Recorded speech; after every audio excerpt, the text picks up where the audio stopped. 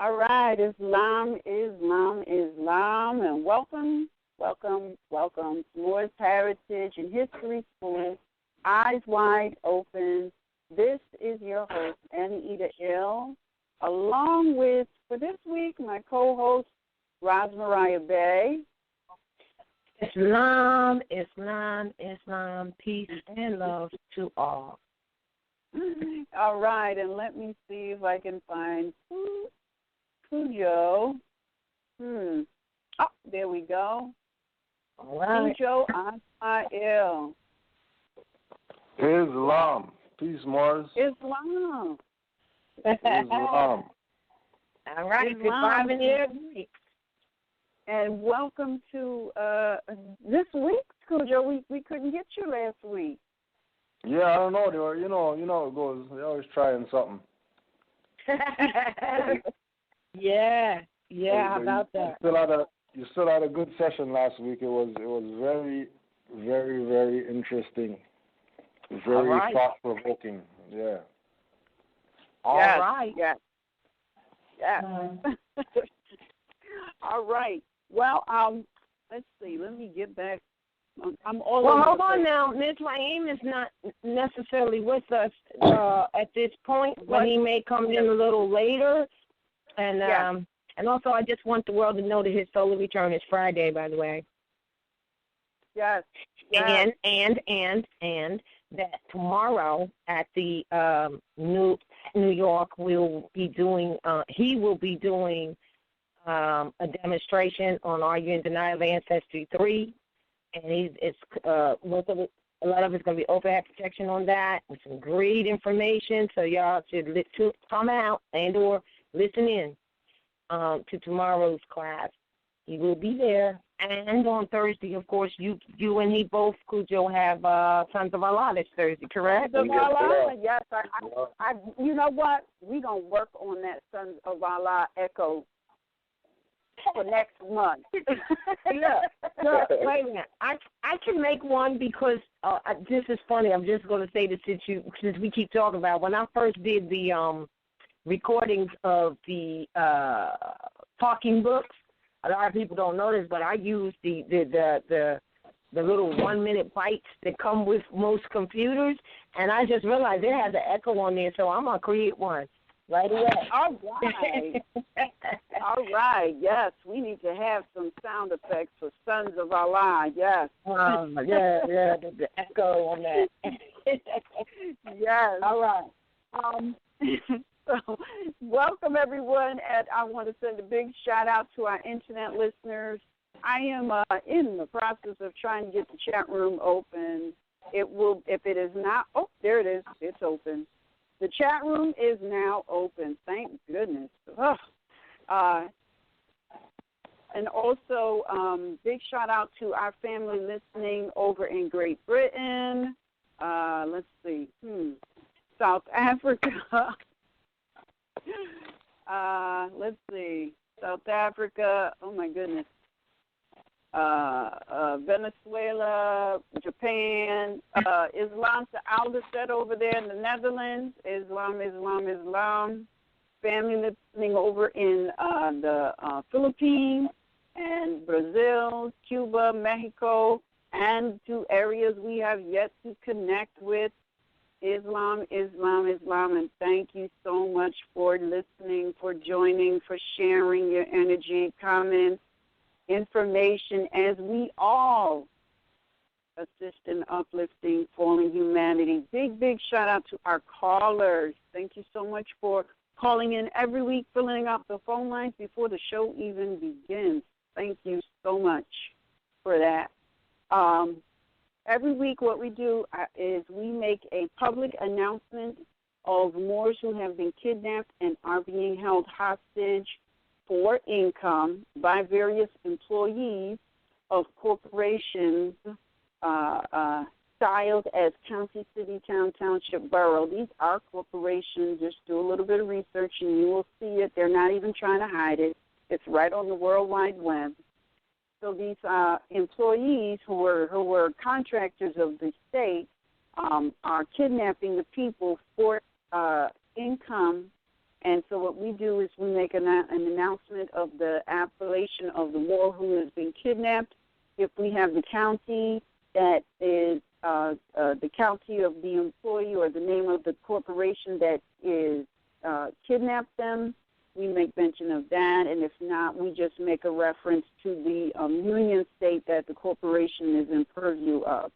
So we start with our sister RVBey, who was kidnapped through a joint venture between Memphis and Shelby Corporation under the purview of Tennessee, Dawood Ill under the purview of Arkansas, Amir Muslimin Ill and Kusu Rakush Bey under the purview of Missouri, Asal Patah Amin Ra Bey under the purview of Ohio, Jeremy Pale Ill, Cherry Thorne Bay, J. McCall Brooks Bay, Joseph Kennedy Ill, Kushamir Bunch Ill, Emmanuel Billings Bay, Yasin Kami Kalamin Ill, and Michael Curry Bay, all under the purview of North Carolina, Noble Crystal Ill under the purview of New Jersey, Messiah Aziz Ill and Crystal Ill, both kidnapped through a joint venture between Mercer, Freehold, and Trenton Corporation under the purview of New Jersey. Still waiting on Patricia Bay, release of her baby by the Atlantic Corporation under the purview of New Jersey, as well as Malik Ill Bay by the Atlantic Corporation under the purview of New Jersey, Eldridge Teron Fisher Bay and Marquis Sevion Ill under the purview of Indiana, Solomon Ill Bay, Mumi Abu Bay, both under the purview of Texas, William Barrett Ill under the purview of Virginia, Bomani Abidwil Ill, kidnapped by the Chesapeake Corporation under the purview of Virginia, Che Ray Bay under the purview of West Virginia, Thomas Lee Bay under the purview of California, and Victor Eduardo Avalle Juarez Ill, kidnapped by Harlem Corporation under the purview of Georgia. All right, I think that is it.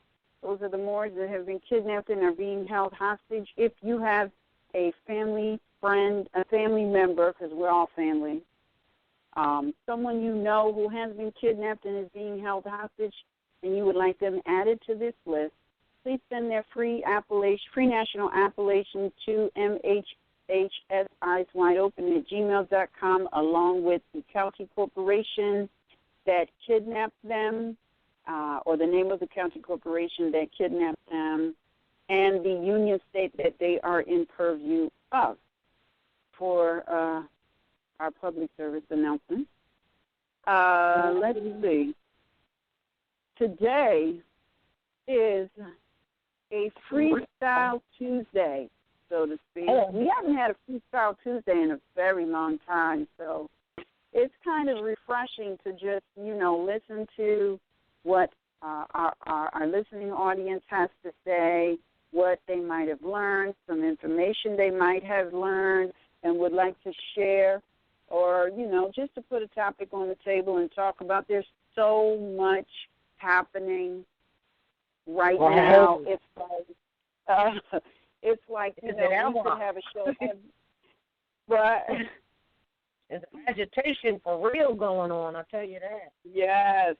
It's so much happening. We could have a broadcast every day and still not exhaust, going on nationwide as well as internationally, but pretty much nationwide, because this really and truly, this is our time right now. And if you're not clear about that, you need to go and read the prophet's work. This is our time for real.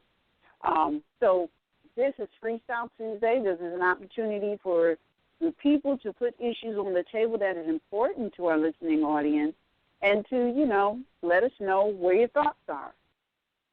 So for me, we have there's a lot of things going on.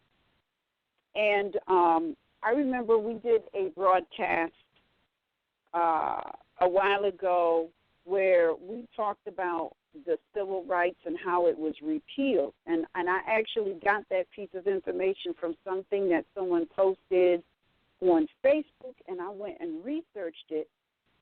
And then I was thinking of, what was it? Just been doing a lot of working because I have an issue of my own that I've been working on, and I was researching something. Oh my gosh, what was it? Roz, remember I was talking to you about a question that what was it? Never mind. I remember. There was and sometimes you will see Title 42, Section 1983, which is a sort of a deprivation of some rights. And I remember Taj saying, don't use that because it applies to corporations. But I didn't comprehend why. And so in my research, I found out why. Because that Title 42, Section 1983, it applies to civil rights. And what's crazy is the civil rights thing was all repealed. A lot of people don't know this. Civil rights was repealed. The reason why civil rights was repealed is because civil rights is something that they can give and take away. So it was absolutely clear that that is unconstitutional. What is of importance to people worldwide is human rights. Human rights. They got a lot of people to jump on this civil rights bandwagon because it's a privilege, something that someone gives to you, when what people should be doing is enforcing the human rights that are embodied in the American Constitution. These are things that these are liberties that are unalienable. Can't be given to you, can't be taken away. They come here. You have them just by virtue of your birth. And so today they have people petitioning for all sorts of things. You got these gay and lesbian civil rights, because whenever you see rights, you see they're talking about civil. And then you have women's rights and child's rights and black rights and white rights and patriot rights and African rights, and all of these rights, all of those fall under civil rights. They are a way to divide the people, because once you get these people who have received black rights, or people who have received gay and lesbian rights, or people who have received African rights, or rights of the mother, or certain rights of the mother you just can't take away because, those things are inherent because she's the womb.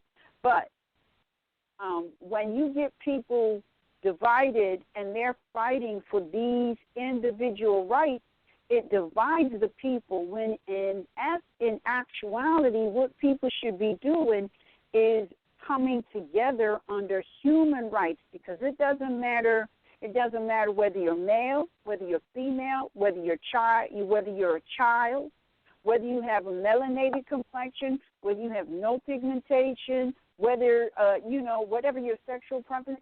None of that matters. What matters is that everybody's human rights are preserved, and in order for that to happen, people have to know the American Constitution and what it stands for. It's not giving you anything. It's protecting what you already inherently have. So to get from under that, the provisions of that protection, they come up with all of these various different forms of civil rights, which divides the people and weakens their power as a whole. So we need to really look at things. And, the prophet said we need to love instead of hate. And it's across the board. It ain't just for our Moorish brethren and sisters. It ain't just for, as it relates to modern Europeans. It's for everybody, because everybody really should have the right to live in peace and harmony and be left alone. And that's what the American Constitution stands for, and that's why the Prophet said enforce it. Islam That's wrong. I yield the floor. That's wrong. Yeah, you were talking earlier and you said there's a lot going on, there's a lot going on. And I wanted to say, yeah, but one thing is for sure, you don't do nothing else to clear your nationality because they got all kinds of arms out there grabbing you up because you do not understand what unalienable, meaning unable to lean, birthrights are, meaning that from the moment that you're born, from the moment you take that first breath, that holy breath, the breath of life, right? That holy breath, that's what it is. And from that moment, and there's all kinds of arms out there to take you under into a pseudo jurisdiction that doesn't give rights, but actually is designed to suck up your rights and direct them in any way that they wish to, or to control them in any way that they wish to, which is, like sucking the life, like vampires, for real. So that's why it was imperative that if you don't do anything else to clear your nationality, but of course, that means also be yourself, which is the other purpose for Prophet Noble Ali's work. He said, "I have come to teach you to be yourself."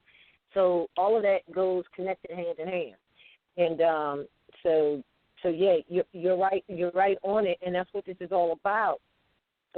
Is the biggest right is to be left alone. But there's so many tentacles of things. But once you understand this, you see how simplistic it really is. Even though it seems complex, but it really, like with what you're saying, if we all just understood that we have the right to exist, to be left alone, provided we do not infringe on anyone else's right to the same, right. then it would be simple. But the divisions come in like that, That's my take. I don't know. What you got to comment on that, Joe? Are you there? Oh, yeah, I'm here. It's just, kind of off topic, but it's just a good time right now to be in this realm of knowledge. Yeah. When we see so much stuff going on, we see the status quo remaining the same for so long, and it's like the last few events that we had out here, there was people from that I knew from the 90s that I haven't seen since then coming into the info. So it's definitely in the air. It's a rise. It's a rise of the Moor. It's definitely in the air. Like when you see brothers from the street and stuff like that, coming home, you see sisters who used to see in the club and all that stuff, cut their hair off and going natural and stuff like that, that something's going on. Something's definitely turning around for the better. And, it took us 100 years, but, at least we're heading in the right direction now. Oh, that's so positive for you to say that, because I was going to say, you hear people say, well, it's been 100 years since the Prophet, since the Prophet brought this information, nobody seems to, be acknowledging it. But what you're saying is that is not true, and that it's really for the generations coming in anyway, for us to set the stage for those before you to set the stage. So just think about it this way. If he hadn't come when he did come, we might not be doing what we're doing right now as a result of right. So bring the positiveness to it, because it's very real. Because we've been and look, you're talking about it's all what you're saying too. Is that it's an unveiling that you're seeing. You're seeing an unveiling. Sisters coming out of the processes and getting to the natural. Brothers coming off of, as you said, some involvements that they've had, good, bad, or whatever, and coming back home, as we would say, and protecting home, because everything starts from home anyway, which means it starts in your home. Then it's on the block, then it's on the corner, then it's a couple blocks, it's the community, right? And that's what status is all about, your relationship to the community. Isn't that interesting? So what is your relationship to the community? If you're about protecting the block, or hey, that's good. Then you're about protecting the next block. Hey, that's great. Because that's what this is all about. So it's an unveiling, which is what, I realized it's all, we know apocalypse. That's what it actually means. It means an unveiling. And that's where we are. We're in it. Actually, too, to add on to that as well, we just uploaded recently a summit we had with some Hebrew Israelites out here, and it was supposed to be a unity summit. And the audience that was at the summit, there's such unveiling going on, is that the people who were there were shutting down the Hebrew Israelites trying to push their little doctrine on people. Really? The people who didn't have, as far as Moorish science info in their mind, but they studied enough to know that, if you're following some King James or whatever, you're trying to indoctrinate me. If you keep using the Bible as a reference all the time instead of dealing with the facts of certain things, you know what I mean? And not just sitting there and taking it, we might have seen in the past where there might be lectures and, people come in to talk there or whatever, and people just sit there and take it, you know what I mean, just because, we got to respect these whoever because they're the ones up there teaching or whatever. People not taking the BS anymore. People are starting to talk now when things are not really in their favor. You know what I mean? So it was a good thing to see. It was a good thing to experience.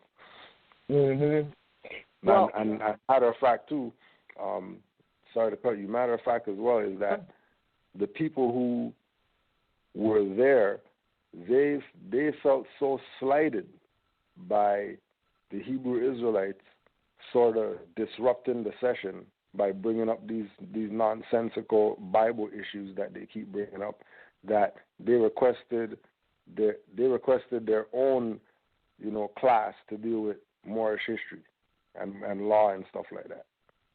Really? People requested it. You know what I mean? They said, you know what, based on the BS that was happening, I'll send you the link to the thing so you can check it out. But it's like, based on the BS that these guys were trying to pull at the summit, we want to have our own class. So on Saturday, we're supposed to be going back to the same venue to part the information, without the interruptions to those who really want it. So there's definitely some stuff going on. Well, that's interesting because, a lot of people don't get that the Bible, or what they call the Bible, are really books from ancient writings that have been compiled into the most common use that they call the King James Version out of the 1600s, I believe it was. And so they don't go beyond that. And then we talked about it before, and as soon as they see servants or slaves, they put their stuff in there, you know what I mean? Yeah, because they don't go beyond that. They don't really do the study and realize that, there's a lot of ancient texts. You need to read them all. It's not just that. And then you would really understand that they've just taken an adaptation of stuff that happened, as it says, what you see right in the book, and then they compiled this book, 66 of many books. You know what I'm saying? And, adapted or altered whatever they wanted to. And the first altering is that it's the King James Version, really? But 1600, and so they're just showing their limitations or their lack, I guess, of study. And I guess that's why the prophet said, look, you better study. And when you study well and ask me what to study next, I'd say study yourselves, And that's what it seems that there's a lack of, and understanding the whole religious aspect. Because even in his writing of religious controversy, he tells you. And in chapter 1, look, stations of the sun. Although the sun, sits at high noon, you comprehend it not. People, it's hard for us to say, well, it's not about religion when we know that it is, but we know what religion really is, and the masses don't know what religion is. You know what I mean? They have a pseudo version. It's kind of the truth and falsehood strangely mixed, right? Yeah. And so what you're saying is they were trying to impart their understanding or lack of understanding on the people, and the people already felt it in their DNA and in their spirit. That ain't it. That ain't the answer. Never mind. Dismiss you. We want to go do something else. Is that basically what you're saying? Basically, they weren't having it. They weren't having it. All right. Wow. Interesting. Very interesting. So I would say the greatest thing that divides us is the so-called religious issues. But if you would look on the site on what we posted for what they call Easter, we even put up the picture that this so-called Christian religion was established to, and Cujo, my son and I, we were talking about this, we brought it to a revelation in that the prophet was very clear when he said, listen, Christianity was established for their earthly, he didn't say spiritual, he said earthly foundation. And I'm like, okay, well, what does he mean by that? Because believe me, there's a meaning behind it. They were bringing themselves up out of a slavery. And when we put that on the site, and even when Constantine, who was absolutely the father of Christianity, right? Even when he says after he was getting into some power and control and still using the symbols and its icons of the sun and using Sunday as the day of worship, I could say it, if you will, still using that. Even he said, listen, I got a new rule. That's going to be that you Jews can no longer have Christian slaves and that you can no longer make them circumcised. Well, that's a big key right there. Clearly, those original Jews, or what they call Jews, were not European. You see what I'm saying? Like, this is where when the prophet says, if I could get you to thinking, you'd free yourself. And you would free yourself from this religious dogma if you, in fact, were to get to thinking. However, in order to get to thinking, the first thing you got to do is start studying stuff. Yeah. Mm-hmm. Yeah. So you can put the correlations together and be able to ferret out the truth that's strangely mixed with the falsehood. Mm-hmm. Islam. I have something also too. Just because I know I sent you a couple contacts that I received from people with paperwork and cards and stuff like that. If you could just put it on the record again as to. Thanks for bringing that up. About what? Well, about one thing about the backlog, the bottleneck that you guys have going on right now, with regard to cards and with regard to paperwork. How come people's paperwork gets turned back? And because we get emails sometimes. We have to be blunt with people, and we tell people, why would you know that your paperwork's been sent a month ago, for example, right? Your paperwork was sent a month ago. Mail usually takes 2 weeks or something like that. And we've had 4 shows in a month, and you never called in once to ask about your stuff, what you're gonna ask 4 months later about why it's taking so long. Why don't you just call into the show and ask your question on air and get the answer. right, and get the answer, right? So if you could just put it out there with regard to how come there's a backlog of paperwork and how come it might take a while for people to get cards and stuff like that. Okay, I'm glad you brought that up because it was on my mind today. I said, you know what, I want to make an announcement in regards to cards. Two things. The usual, it used to be like a week. It is now 2 weeks for you to get the draft of the card.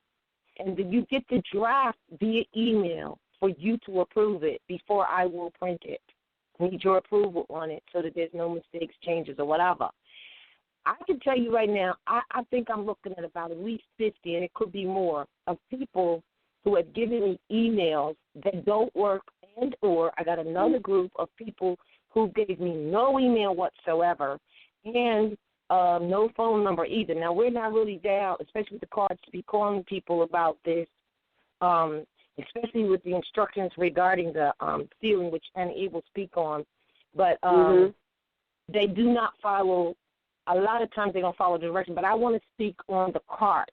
I am sitting here with and anybody who does get in contact via email, thanks for mentioning it, Cujo, just email on the email that is on the application, and I guarantee you, I will find your stuff and you will have it. It could be a year from now. Now, there's a lot of people who applied for cards and they must have been thinking about it, and they weren't sure if they really wanted to do it, and they stopped the process by no response.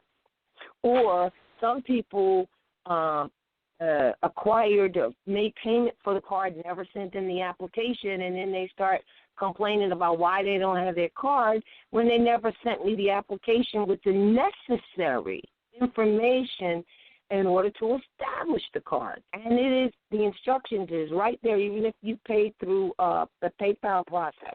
It says, please do not forget to fill out this application, even if you are making the payment through electronic processing. You must give in the application. So we have some people that do that, and I have no way. Now, if we had more staff, we would have somebody on all the people who failed to follow directions and be right on it, calling them, or right on it, emailing them.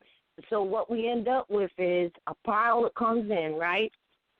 And so the pile comes in. So out of the pile, 10 of them got a problem, don't have an email, don't have a phone. Well, it goes over here in this pile over here. It immediately is hindered. I mean immediately. It is in hinder mode because of that lack.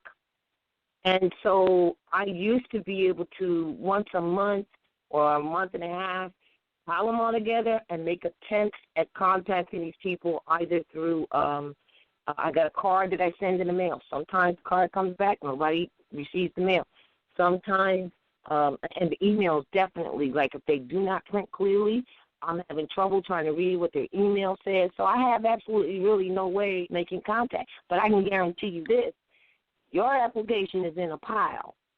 If you were to email, which is the best way at this time, you will find that your stuff is waiting here for one reason or another for you. And so, again, as I said, there were some people who may have changed their mind or not changed their mind but just stopped themselves and didn't go through it. Well, now we're getting a lot of them, and whoever is out there listening can attest to it, that if you've contacted us about your card, it could have been sitting here for 6 months or a year. Sometimes I got people that they just didn't follow through because they didn't want to. But when they got in touch, it was there. It was okay, I got you right here. Where do you want to mail it? Whatever. So I just want to say that I'm so glad you brought it up because it is becoming increasing.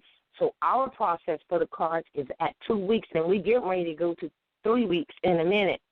But that's all right. It's just that the time frame for turnaround is a little longer than what it used to be because there's more people doing it. It's just that simple. It's mathematics. It's mathematics. We feel as though right now for the cards, because most of everything we do is graphic or whatever, that the best way for you to for our communication with the cards is simply through email. So if you don't have an email, go get one. It's free. And then go to the library if you have to or it's your friend's house or whatever, and answer the email or make the email to me. Simple. So that's how it is for us. Now, Annie Eve is going to speak on her portion, but it's funny because she was just saying that she wants to post, and I don't know. That's for you to say, Annie Eve, a phone number, because she's so backed up, if that's what the word you want to call it, with even trying to respond to emails, that she's going to open up a phone line for one day, maybe two out of the week to catch up. Just one. Well, let me just say this before you speak. I'm so glad this is brought up because sometimes people are very first to prone to bad mouth all the good work that we're trying to do and without any consideration. And it really is bothersome when people do not follow directions and then have the nerve to bad mouth. So that's what I have to say. Whoever's looking for their card, instead of bad mouthing over YouTube and all that, why don't you try to contact for the cards through the email, RVBey natcard, not plural, natcard at Gmail. And believe me, you will get satisfaction on what you're searching for. Islam. Go ahead, Annie. Yeah. With the proclamation and name correction, that's a little bit different because what we do try to do is assist people who need witnessing. And that only happens twice a month. So what that means is if I don't get your paperwork before I go to meet up with Roz and we facilitate with the witnessing and everything, then that means you have to wait until the next time because we just don't have it to do this every week. We're traveling, we're traveling to join up so that we can facilitate with the witnessing of the name correction and proclamation because people are telling us that they have a hard time finding someone to witness. Well, we're saying it's not a problem. We can assist with that. So that can, and we let everybody know. Look, if you need witnessing, it's going to delay your paperwork. If I can tell you, if people are not receiving their paperwork for a month or more, it doesn't mean that it was sent and anyone here was sitting on it. Usually when you hear that, it means that they sent it, it had a problem, it was sent back, they was given instructions on what to do. They might have missed an instruction and sent it a second time. Some of it was processed, but the parts that was had too many errors was returned, and then they might send it a third time. That can take about 2 to 3 months. Yeah. Really. It can take through 2 to 3 months because, you know what, we have to recognize something as a people, and it's not to badmouth anybody because we're all suffering from this. We are learning right now how to follow directions because we were mentally conditioned to not follow directions. That's number one. Number two, we don't really read the instructions well. So, and I've had people say, I got your instructions and I wasn't quite clear what you were saying. And when I explained it and then I read what it said, they got it. So we have issue with comprehension. That's just where we are. Really, that's just where we are. We have a problem with following directions. Let me just not say it's a problem. We are learning how to follow directions, and we are learning how to comprehend instruction. And because we have a lot of people who are waking up, thank goodness, it's all creating a bottleneck situation. And then on top of that, you got modern Europeans who are trying to sift in, so we have to try and tighten up what we're doing. And it's not that we don't care about modern Europeans, but this declaring your nationality, it is for everybody. But there are so many Asiatic people who are branding Negro, colored, Black, African American, Ethiopian, Indian, all that other stuff. There are so many more of them who are suffering under those brands that we have to kind of sort of put assisting modern Europeans in that respect on the back burner. It doesn't mean that we won't give them advice lawfully and things of that. It doesn't mean we won't have conversation with them, because we do. It just means that there are so many Moors who are waking up across the nation that we are just trying to get everything. We're trying so desperately to keep up with that influx of paperwork, really.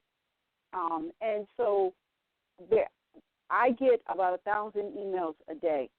And many of them are repetitive. There's just no way that we're going to be able to answer 1,000 emails. So one of the things that I have thought to do,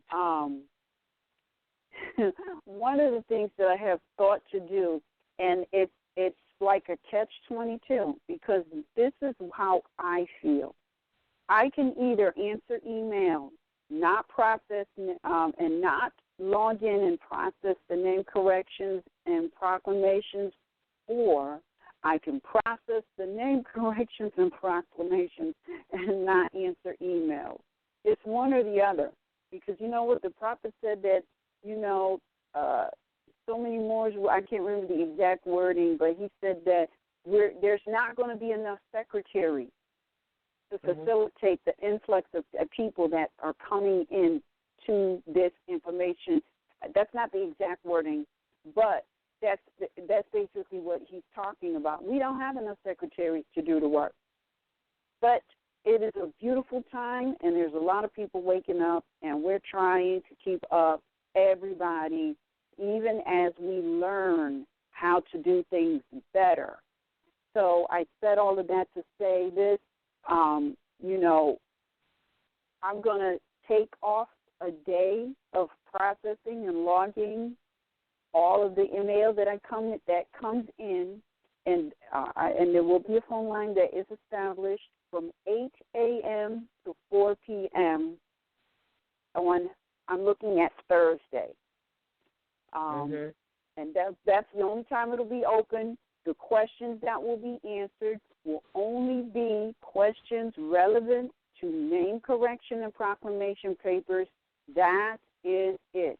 This is not a line to be asking for advice on how to handle a lawful matter. It's not about the identification cards. If you have a question about the identification cards, you need to send the email to RVBey Nat Card, because she's excellent with that.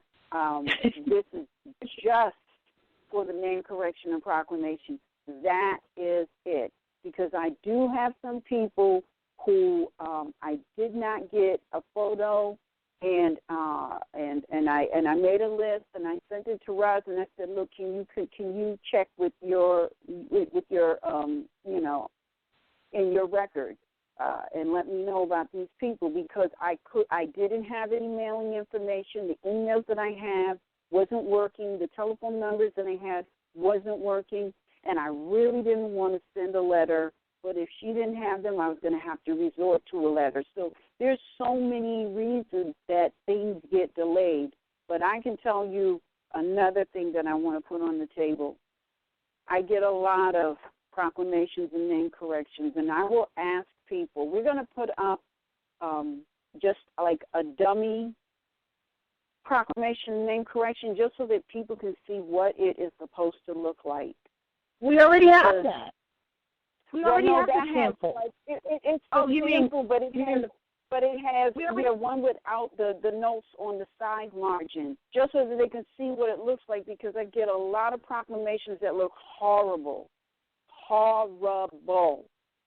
There's no way I'm going to let you represent yourself and the nation in that manner. There's just no way. And sometimes if it comes through too many times and it's the same era, I will make the proclamation myself, PDF it, and send it to you. But I can't do that with everybody. So that's just don't look at me to do that. And that is behind the no attention to detail or like that, and it's really a part of the nation's problem in terms of that. But yet it's just too it is for us to say it's just too simple. But it's a matter of some people don't know how to like if I may, it'll say print this out on 8.5 by 14, right? Now this might help a lot of people today. So what they'll do is they'll take an 8.5 by 14 laid out document, and somehow they change it into an 8.5 by 11 because that's what the settings on their printer is. Now you have to go to the page setup, and that should be 8.5 by 14, or your computer might say legal because 8.5 by 14 is legal paper. They're the same thing. Legal is 8.5 by 14. 8.5 by 14 is legal. And then you'll print it on an 8.5 by 11 because you didn't change the print settings in your printer to be either 8.5 by 14 or legal.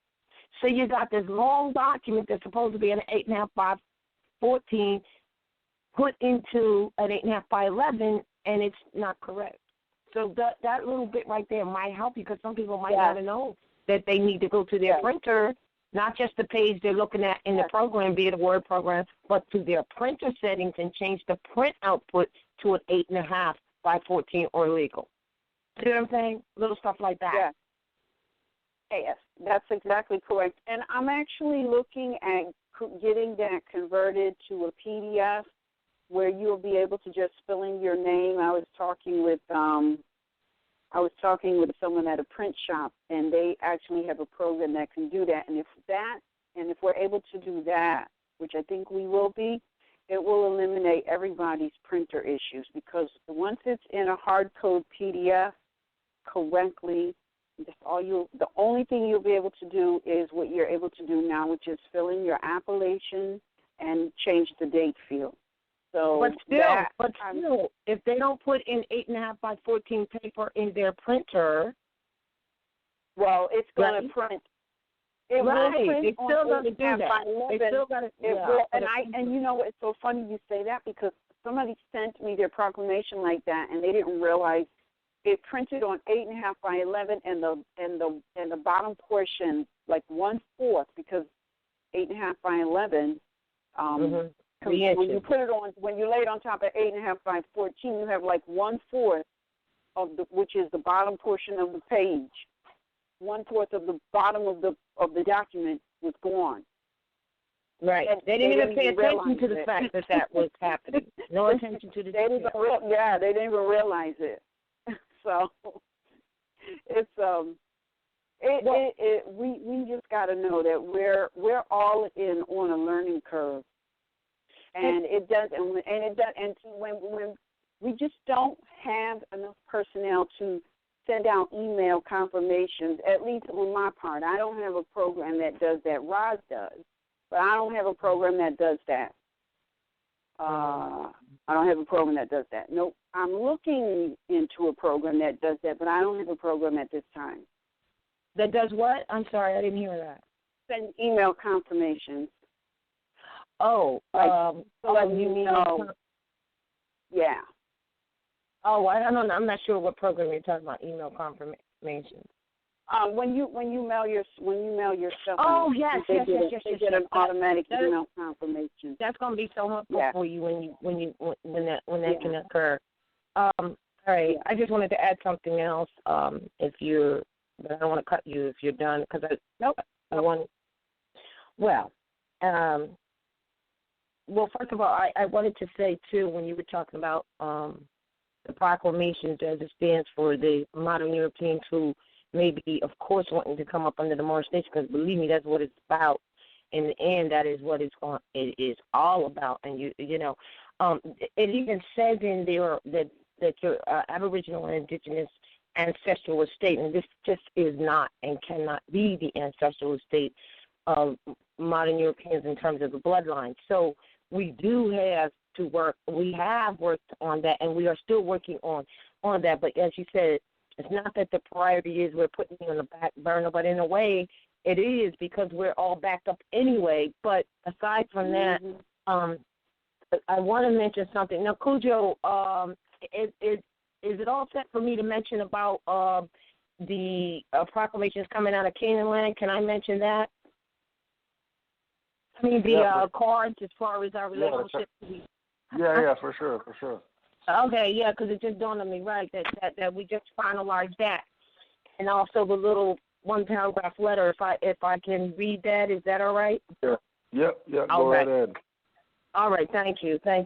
Now, what it is we had, well, let me just read the letter. Well, let me just say this. I don't even know where to start, right? It's like Canaan land, all orders coming out of Canaan land, we have T of A on Eglinton Avenue is absolutely now our outpost for orders, card orders that come out of Canaan land for many reasons. So I think if I read this paragraph, you'll get it. And can I also give out the contact for Amari here too? Yeah, for sure. Okay. So this is Islam. This is from me. This is from RVBey Publications to all those who are applying from Canaan land. We are in receipt of orders with applications and payments from Canaan land for national identification cards. However, RVBey Publications outpost for all who order cards from Canaan land is the MST of A on Eglinton Avenue in Toronto. All orders must be made from there. We have formalized and finalized arrangements for that process. In addition to the unity of this matter, of which we are pleased to have such unity, processing card orders via the Canaan land Temple, Eglinton Avenue, is also the best way for the monetary exchange and payments, and also mail. Payments will come to us in electronic funds via an existing account from the MST of A Temple on Eglinton Avenue, eliminating certain problems that are posed otherwise. All orders will be mailed back to the temple from RVBey Publications. Arrangements will be made for either personal pickup or mail distribution once they arrive at the temple. The contact there is Amari Albay, Assistant Grand Chief, and he can be reached as follows: the Moorish Science Temple of America, 2533A, Eglinton Avenue, Toronto, Canada. M as in mother, 6, M as in mother, 1, T as in Tom, 2, that's the postal. And the attention would be to Amari Albay. Email for him is amarylbay at hotmail.ca, or it could be .com here. But since this is for those that are in Canaan land, it would be .ca. So Amari, spelled Amaury. You're listening here, and you are receiving this email and have already sent in an application and a money order. You must now make arrangements via the temple for payment and distribution of your cards, and your money order, which has not been cashed, will be sent back to you with your finalized cards. We trust this process will be sufficient for our brethren and sisters at Canaan land. I think I just explained it all because we have problems with a lot of things, but this makes it easier for us for many reasons. All right, so that's now a problem. Yeah, there's one addition to that. It's Eglinton Avenue West. Oh, yeah, right, Eglinton Avenue West. All right. Yeah. And I'm going to post that little paragraph up on the site as well and on the Canaan land site. We can update the Canaan land site with some good stuff, too. Y'all need to listen. Y'all need to look out for that. I'll give you a little post when we've done it. It'll say, check out our updated Canaan land page, all right? And I'll have that on there as well, all right? All right. And one more thing, too. Yeah, one more thing to add on as well. So people don't get caught up thinking that we have, bigger horses than everybody else. We're doing this because there's dirty Moors out here. And dirty Moors out here are claiming that they are Moorish Science Temple saying that they're doing things out of our address when they have no connection to our mail-in location. They have law societies out here that have them under investigation for calling themselves lawyers and going to court, representing people in people's court, whatever that they got to deal with. They got individuals that are charging thousands of dollars for the same paperwork that you could download from RVBey for free. So we're tightening our reins because people are getting injured, and we're not going to be held responsible for people doing wayward stuff that have nothing to do with what we're about. So we figure that we'll put some rules in place.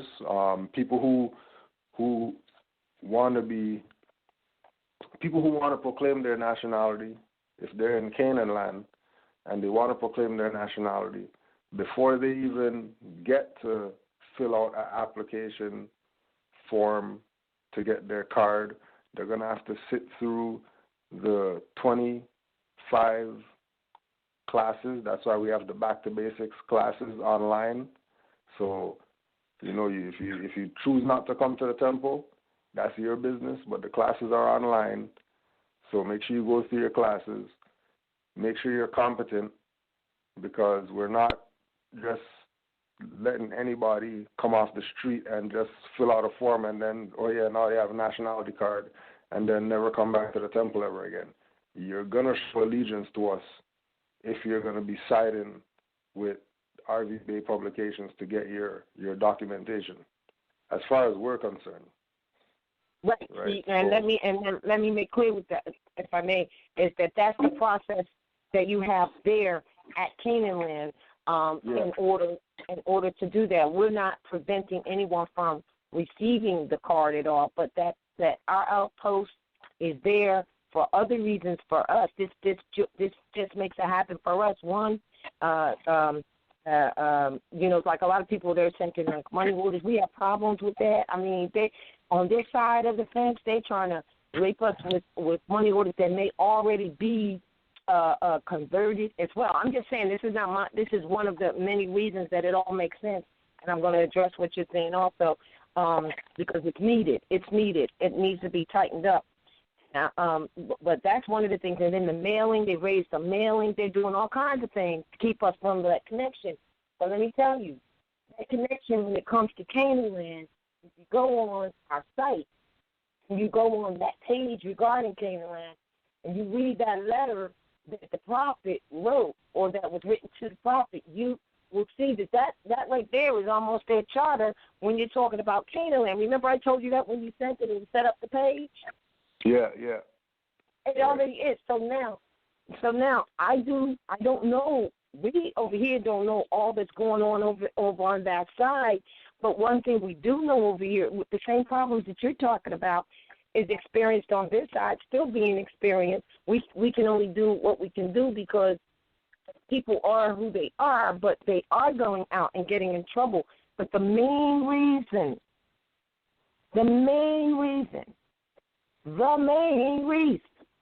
that they're going out, I'm talking about the innocent people coming in, are getting in trouble is because they have had enough information to be able, to be able to actually be who they are claiming they are. And like you said your classes are online, right? All right. So if that's the 25, that's the 7, that's order. And that's what you're doing is that's not much to ask, because otherwise than that, you're going to go out there and get messed up. Like I do know that there is, and we got the emails from the people in Canaan Land as well, and that's when we, kind of contacted you, like, what the heck's going on? Because there were people that literally were being charged $1,000. Y'all hear me? In Canaan Land, for just what Cujo said, for the proclamation and name correction that is on the site, really for free. So that's way and well out of hand.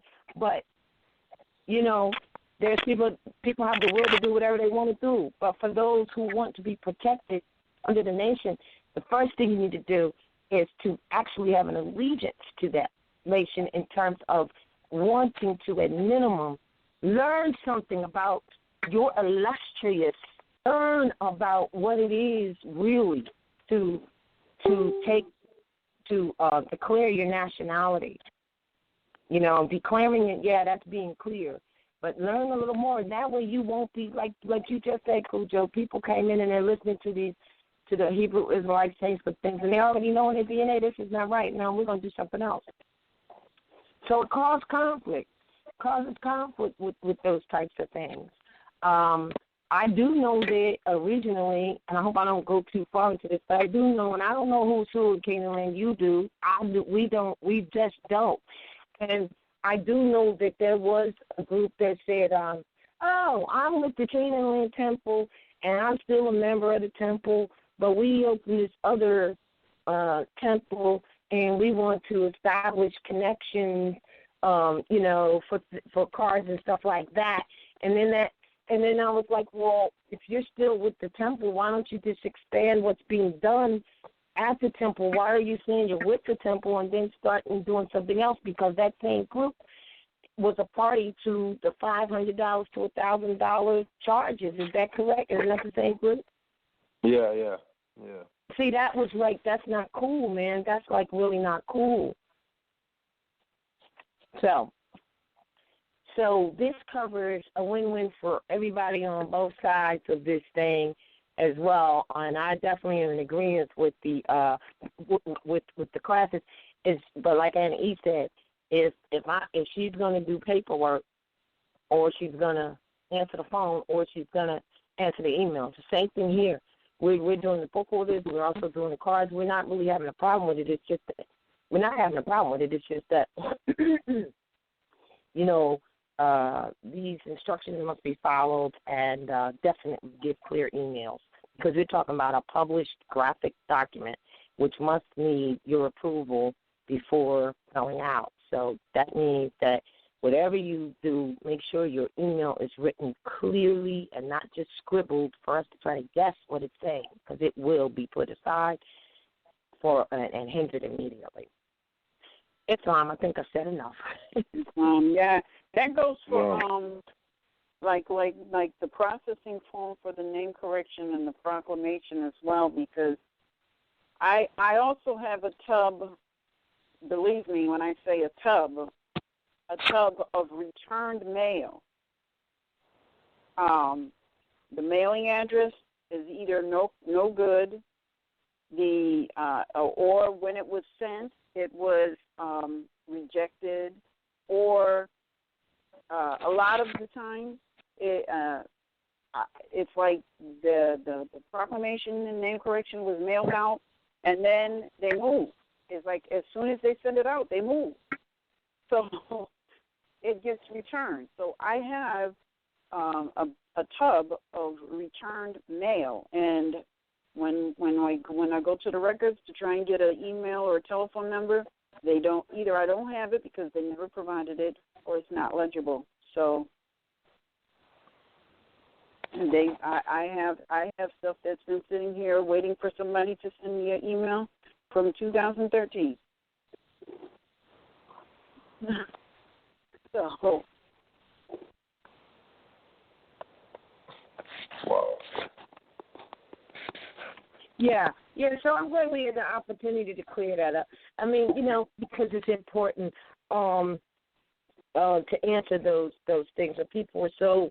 I mean, we could just give you stories about some of the things that people just immediately go to, and a lot of it is that European mindset that they bring to the table, and so we just try to curtail it with love, truth, peace, freedom, and justice as much as we can, and go like that from there, But I talk about the negative European mindset, because I don't want to say that all, I'm not talking about Europeans. I'm talking about European mindset. So, so we're glad that we got that cleared up. But moving forward. I don't know if there's anything else, Cujo, you wanted to add, because I know you're going to be off around 11ish. So, was there anything else you wanted to add, or did we just? I think we cleared it up. I think we got all of it done. All right. Yeah, you sound tired too.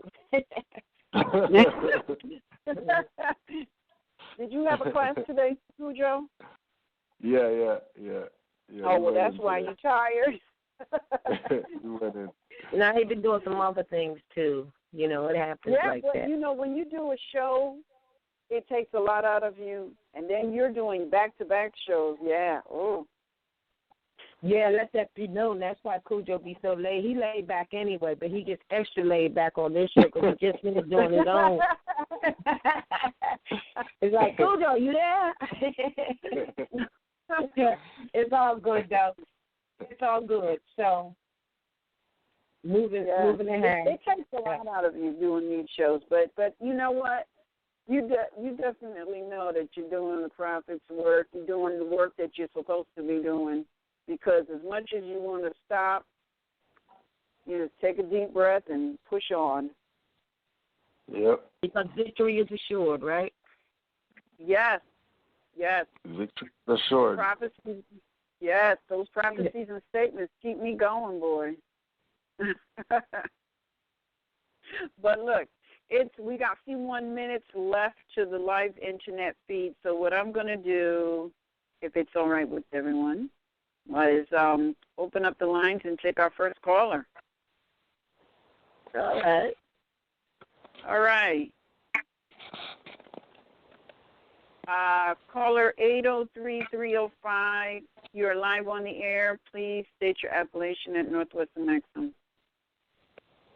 Islam family, this is James Bay from Northwestern Maxim. How's the family?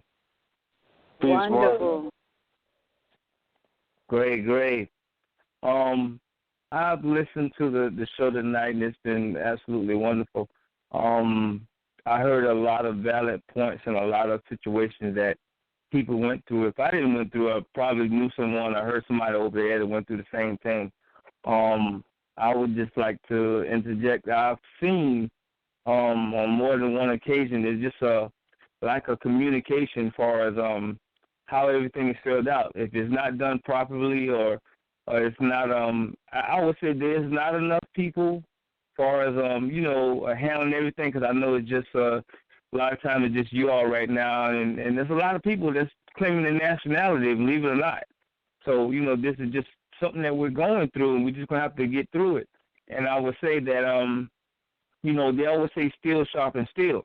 So we're actually doing this as we go, or learning as we go. A lot of stuff the prophet gave us, basically he was clearly, a man who knew his stuff, and he did the due diligence study.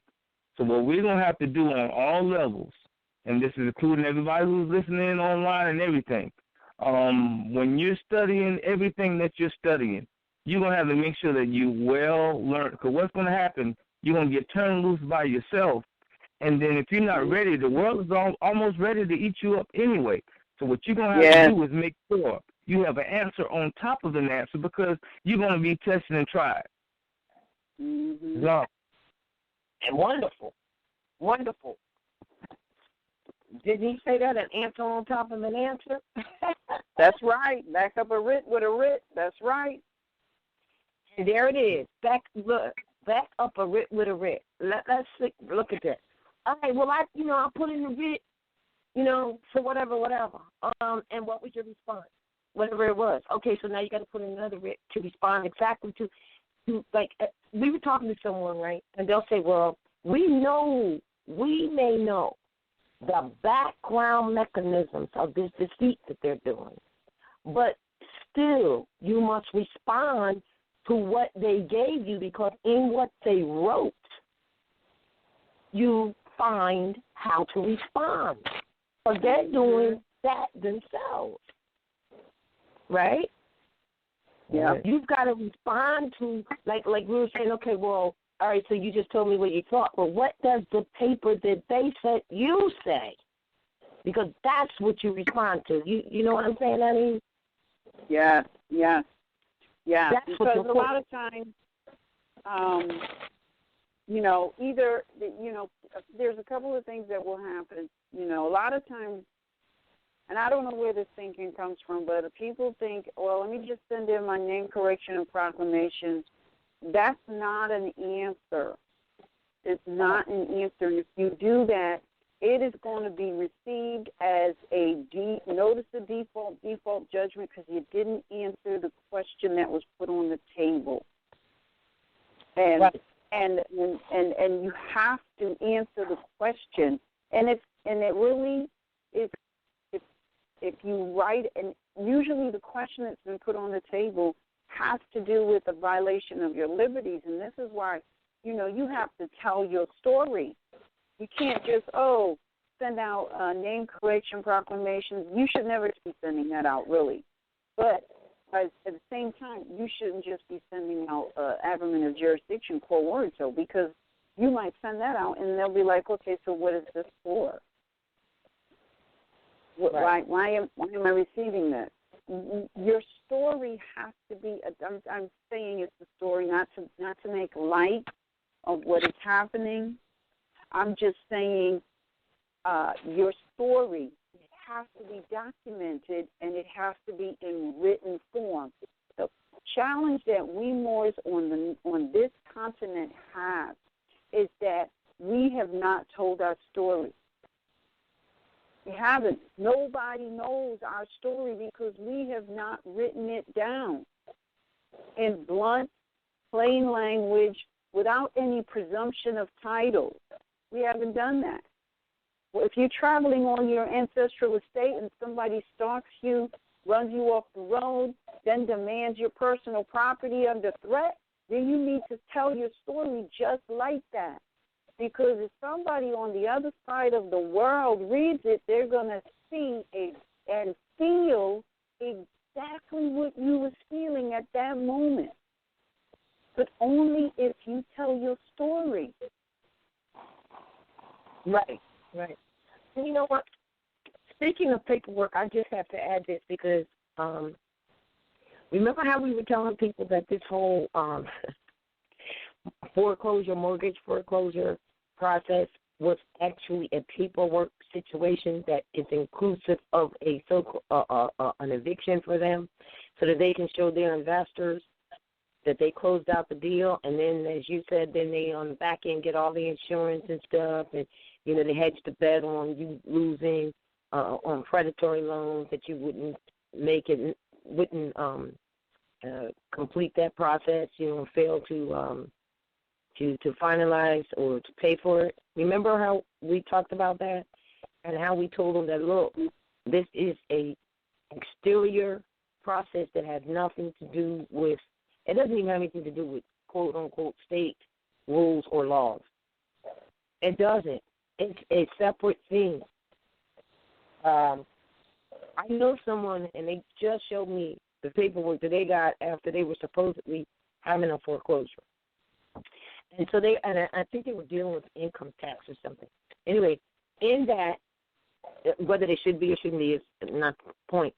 But that process, and they showed that, it said that, all right, our records show that you foreclosed on because you abandoned the property. Did y'all hear me say? Did y'all hear what I said? Now, that is not what happens when people get foreclosed on. They are forced out of their property sometimes with arms and guns and policy enforcers and stuff like that, and battery rams that batter your door down and things like that. But in the end, you will never, ever, ever, ever find on the record, which would be the state records at the capital of your state, that you were foreclosed upon. It will say that you abandoned the property. It's true. So ferreting through that process, which is, and I guess you could say firsthand, is a hell of a study to have to go through and do, but that is what you have to attack. Mm-hmm. And attack the original mortgage agreement itself, which clearly tells you that you're a tenant. And what is that word that they change you from a mortgagor, which means you had something in the first place, to a tenant. And then you agreed to whatever it said. And then I don't even want to get into that because it's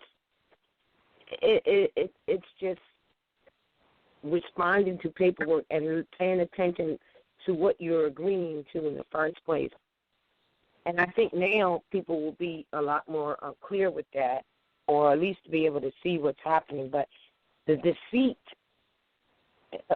should I say deceit or should I say fraud, or what's that other word you have for fraud? Because fraud means that you might have to prove that they intended to fraud, which is going to be hard to do when you sign the agreement, right? So what was the other, dolus?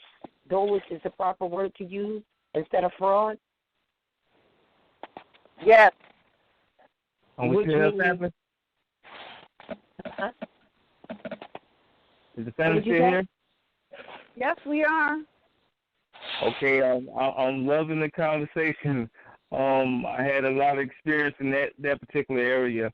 If there are any listeners, who's listening and probably went through that same situation, a lot of times from the beginning, you are basically signing that quote-unquote dead pledge from the beginning. And what the company's really doing, they're actually issuing basically a dead pledge, and you're signing, agreeing to pay it.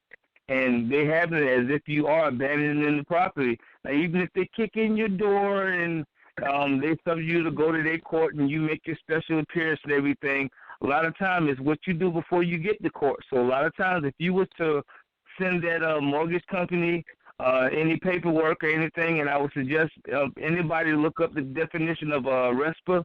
RESPA is basically a certain amount of questions that you ask the real estate, or quote-unquote real estate company for. So by the time you get to court, if those questions are not answered, then they're actually in dishonor before they even get to court if they don't send it to you. So then you know how to play it. But if you don't study, you just won't know. Yes, yeah. And you know what? And you're right. So you're saying writ after writ. Go ahead. Yeah. Yeah, if you, look, a lot of people, I mean, like I said, we're not just in a learning curve when it comes to the name correction and proclamation and following directions. It's not there. It's across the board. We have to recognize that. Don't beat yourself up because of it. Just know that we just got to do things better. We got to be more meticulous. We got to be more sharp. We got to be more proactive. And if we think in terms of how can I be more proactive and sharp and meticulous, what you're going to find, like especially when it comes to like this whole mortgage fraud, first things first. And you know, it doesn't matter if it's the mortgage fraud or child support issue or anything.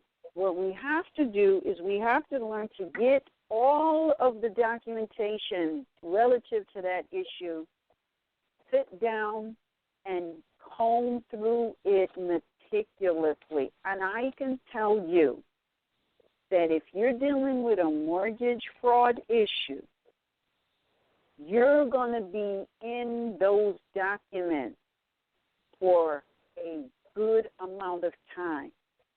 You want to, this is my suggestion to people who might be in a mortgage issue. Continue to pay the mortgage while analyzing the mortgage documents and everything that goes with it. You don't want to be trying to run while somebody's, chasing you. You're not going to be. It's just too much. It's too stressful. You will injure yourself.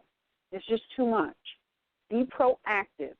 Don't stop doing things until after you have studied. I'm so thankful that I was told, because, when I wanted to, not use any of the registration insurance, driving insurance, and all this other stuff, I'm so glad I listened the advice given to me, which was continue registering and insuring and doing all of those things, and take the necessary time to study, analyze, and write your writ. Have it ready to run. There should arise a situation. You're not scrambling around. That's what being proactive is all about. And we have to be better at that because, you know, this mortgage situation, it's a very serious thing. Because this whole fraud is crumbling across the board. The right to travel, housing, utilities, you know, the necessary resources that the people are supposed to have. You know, I took piano lessons, and my piano teacher told me that in this area, electricity used to be free, and so when I went and I pulled the charter for the electric company, I learned that they're only supposed to be charging corporations. That's why electricity was free for people who are not engaging in any type of a commercial or corporate activity, because it's supposed to be free to the people. So, you know, that sounds like that's so far-fetched from reality. If that's what people are thinking right now, really? You know, like, but what it is that they're seen as corporations instead of flesh and blood beings. Exactly. Right. Well, they were chartered to administer. That's why you've got administrative law. But administrative law is not supposed to be imposed on the people. Administrative law is for the contractor that they hired to administer the policy to the corporation, not to the people. But as you can see across the nation, they have stepped so far beyond their authority and jurisdiction. They never had any authority or jurisdiction over the people. They have authority and jurisdiction over corporate and corporate activity.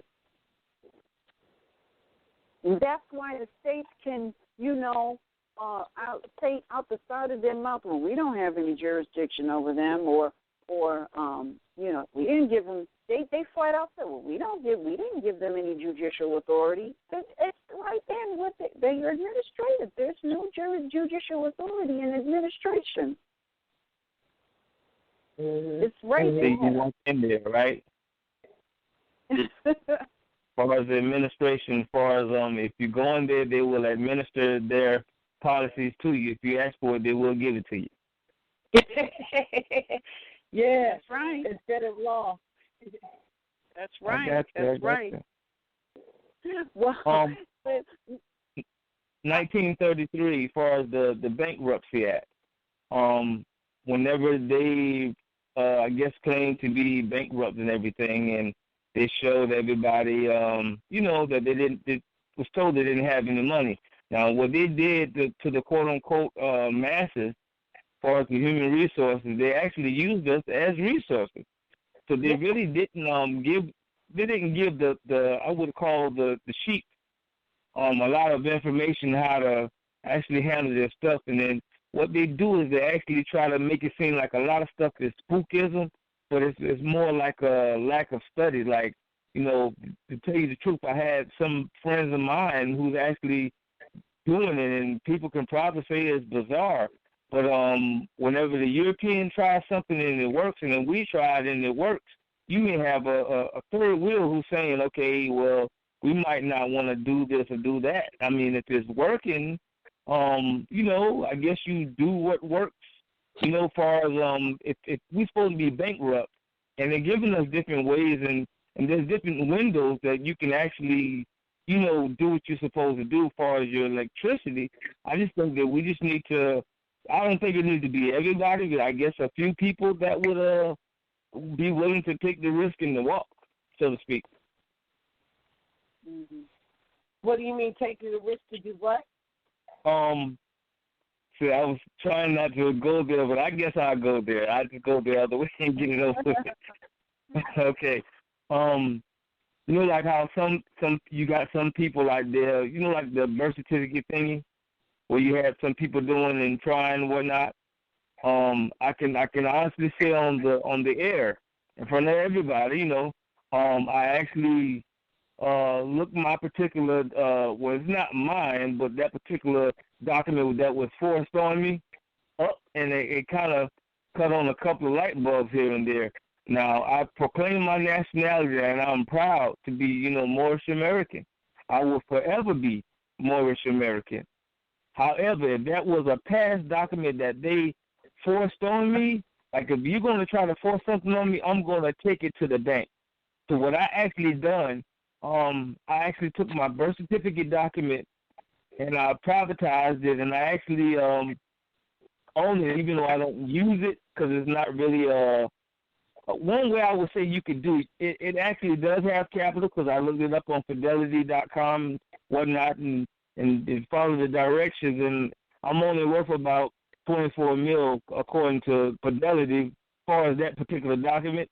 So I was like, okay, if we're supposed to be in debt as far as Americans, then I actually charged everything to that particular card, and it's actually reality on that end, and I only use it as I guess you could say in that way, but I'm still, Moorish American.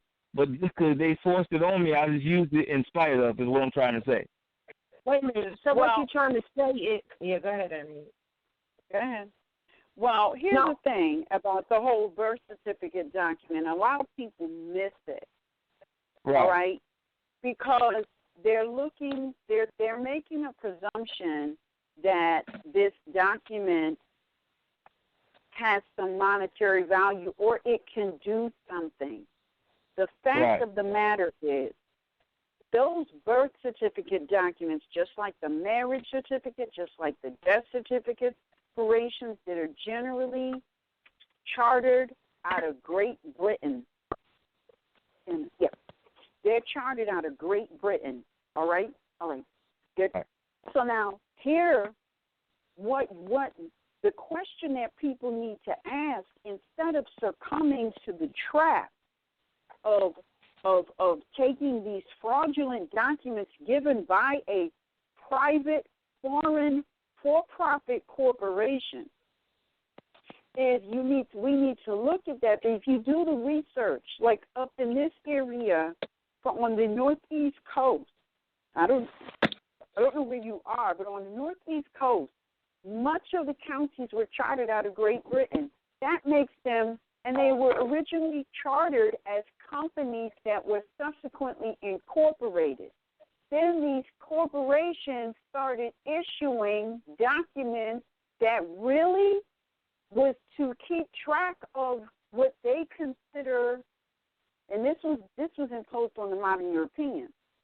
They were keeping track of their registered property. Right. All right?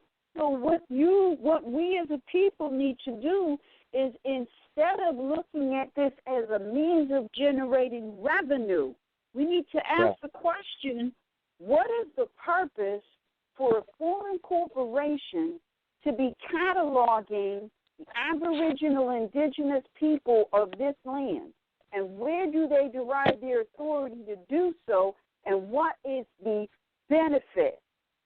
Because everywhere you go, they say, oh, we need that birth certificate. We need that birth certificate. And most of the time, people will give it up because they never think to refuse. But that birth certificate is nothing more than evidence of human trafficking.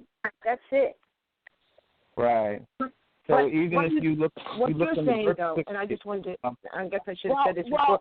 What essentially he's saying is that he got a credit card under the trade name of the nom de guerre. Many people have credit cards under the trade name of their nom de guerre, and you, as your free national appellation, is now, if you declare that, if you're authorized representative of that.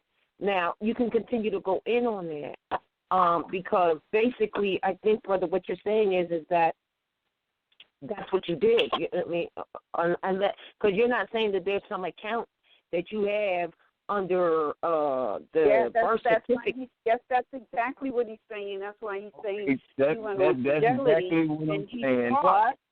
Wait a minute, you both talking at the same time. Say that again. That's exactly what I'm saying. I looked it up for myself, and I did some digging. Like on the birth certificate document, if you look at the bottom to it, but she's right as well. That's how they keep track of how many registered people that they actually have up under their corporation as well. So one thing I did was secured it, basically privatized it.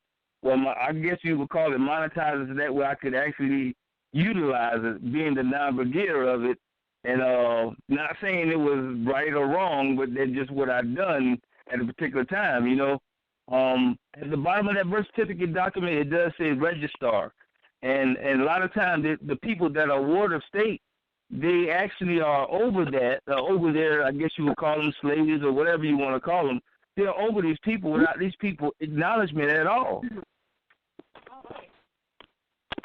Mm-hmm. Every time a Moor gets locked up, we think he has to pay money, what we call, I guess, the fiat, the green currency, whatever the case may be, to get out of jail or whatever. And the whole time, what they're doing is attacking that particular fund without them even knowing that they're attacking it. They're creating instruments to draw the money from it without we even knowing about it. Oh, you mean they're drawing off of it? Excuse me? They're drawing off of that account. Yes, they're drawing straight from it without us even. That's why I felt most of our Moors, as soon as we get locked up, a lot of them, they will claim Social Security number and all that, right? And whenever they claim a Social Security number or a birth certificate number, whatever you give them, as soon as they put your number in, your Social Security number, that puts you as a U.S. citizen. So whenever that puts you as a U.S. citizen, that goes back to that birth certificate document. As long as they got the birth certificate document in the bond and the register of that state, once he clears off on that, that gives them whatever jailhouse or county, municipality, whatever, to go ahead and tax that. So here you go, you pay out of your pocket, you thinking you got to pay this ticket, whatever, and then they hit that on top of it. So it's almost like adding insult to injury. Well, right. No. Really, right. really, okay, what's happening is, see, the Social Security number is a insurance policy number. Yeah. That's why everybody wants it. If anybody has ever had automobile insurance and has ever opened up a claim, you know that as long as that claim is open, you can funnel finance through it. The problem is that is called, and it's not a problem, that's called money laundering. Yes, now, when these corporate criminals do that, that is absolute money laundering. The problem with our people is they want to do the same thing. It's still money laundering, whoever does it. Okay, now I'm following you. So it's human trafficking in nature, if you in a way, because they're capturing the body, making finance off of it on both ends, double dipping, attached to that SSN, having the body, the physical body, flesh and blood being actually pay, as you said, brother, and then they're going on the insurance policy, which is the birth certificate bond, and collecting again. Yep. Right. And then they will further, now when they put the people in the prisons, they will submit documentation, they call it a 1099 LTD, long-term disability. It is the same document they submit when people go into, like, convalescent homes. They're collecting and on both ends because they're Wait a minute. Hold on. Interjection. Yeah. So what you're saying is once they take your flesh and blood body, wow, we can understand why they're doing this now. They're making finance over finance.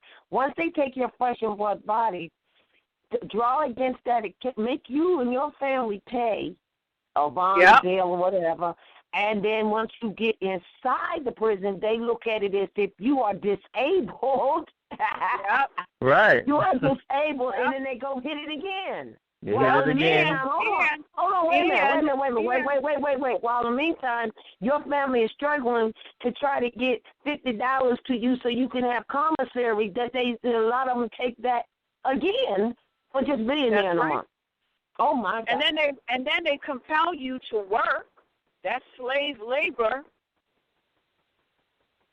Yes, it is.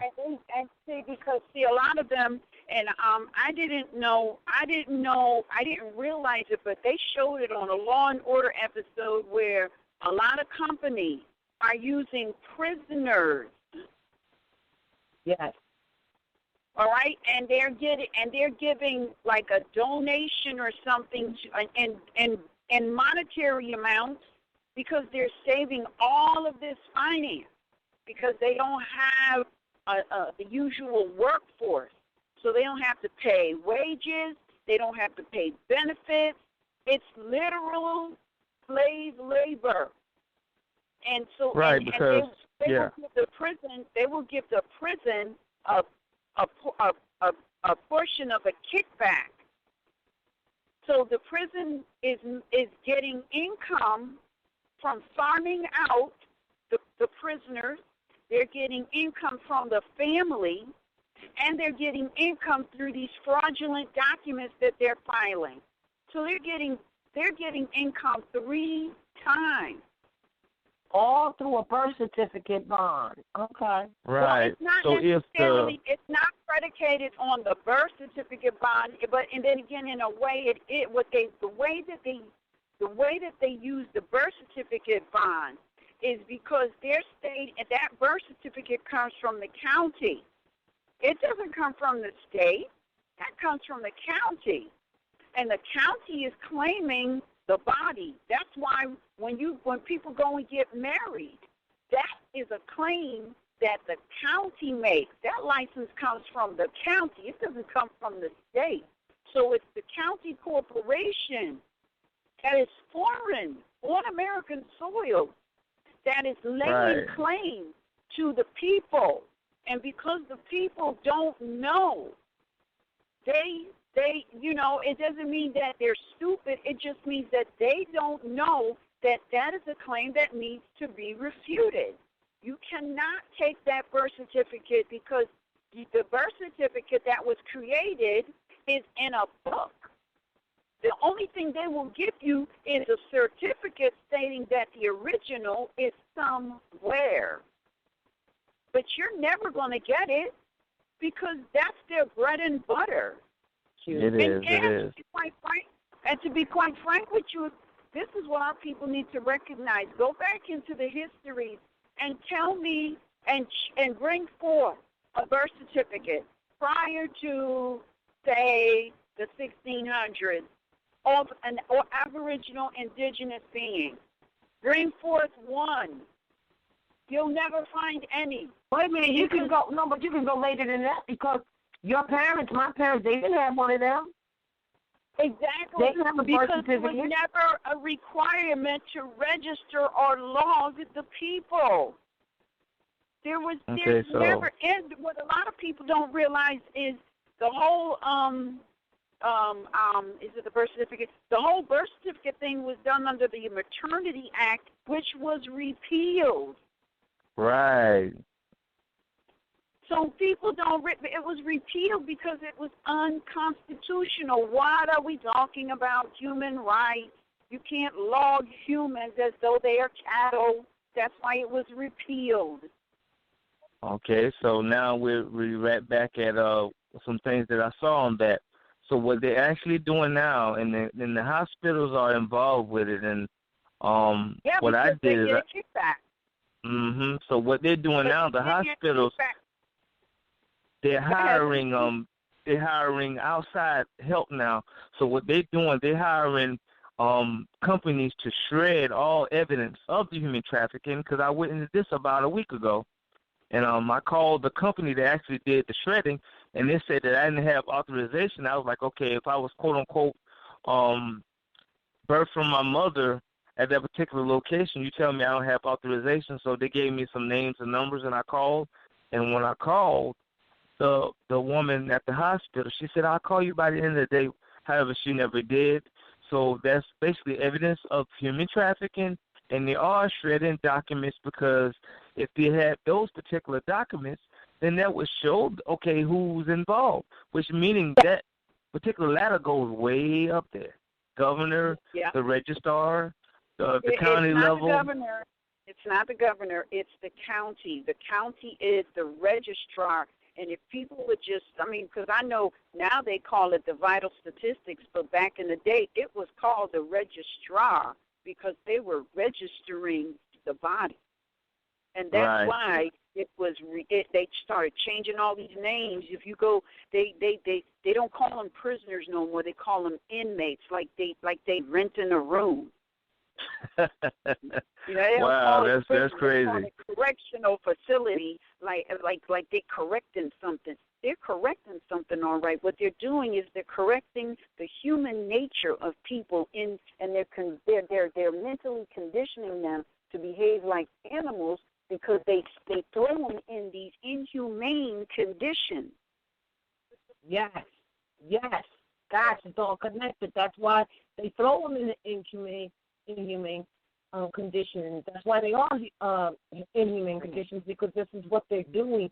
So what you're saying is, oh my gosh, so now they're all trying to cover it up, because the consciousness has raised that this crap is human trafficking, no matter how you cut the pie, which is why we kept telling people the birth certificate is proof of human trafficking. How do you handle it?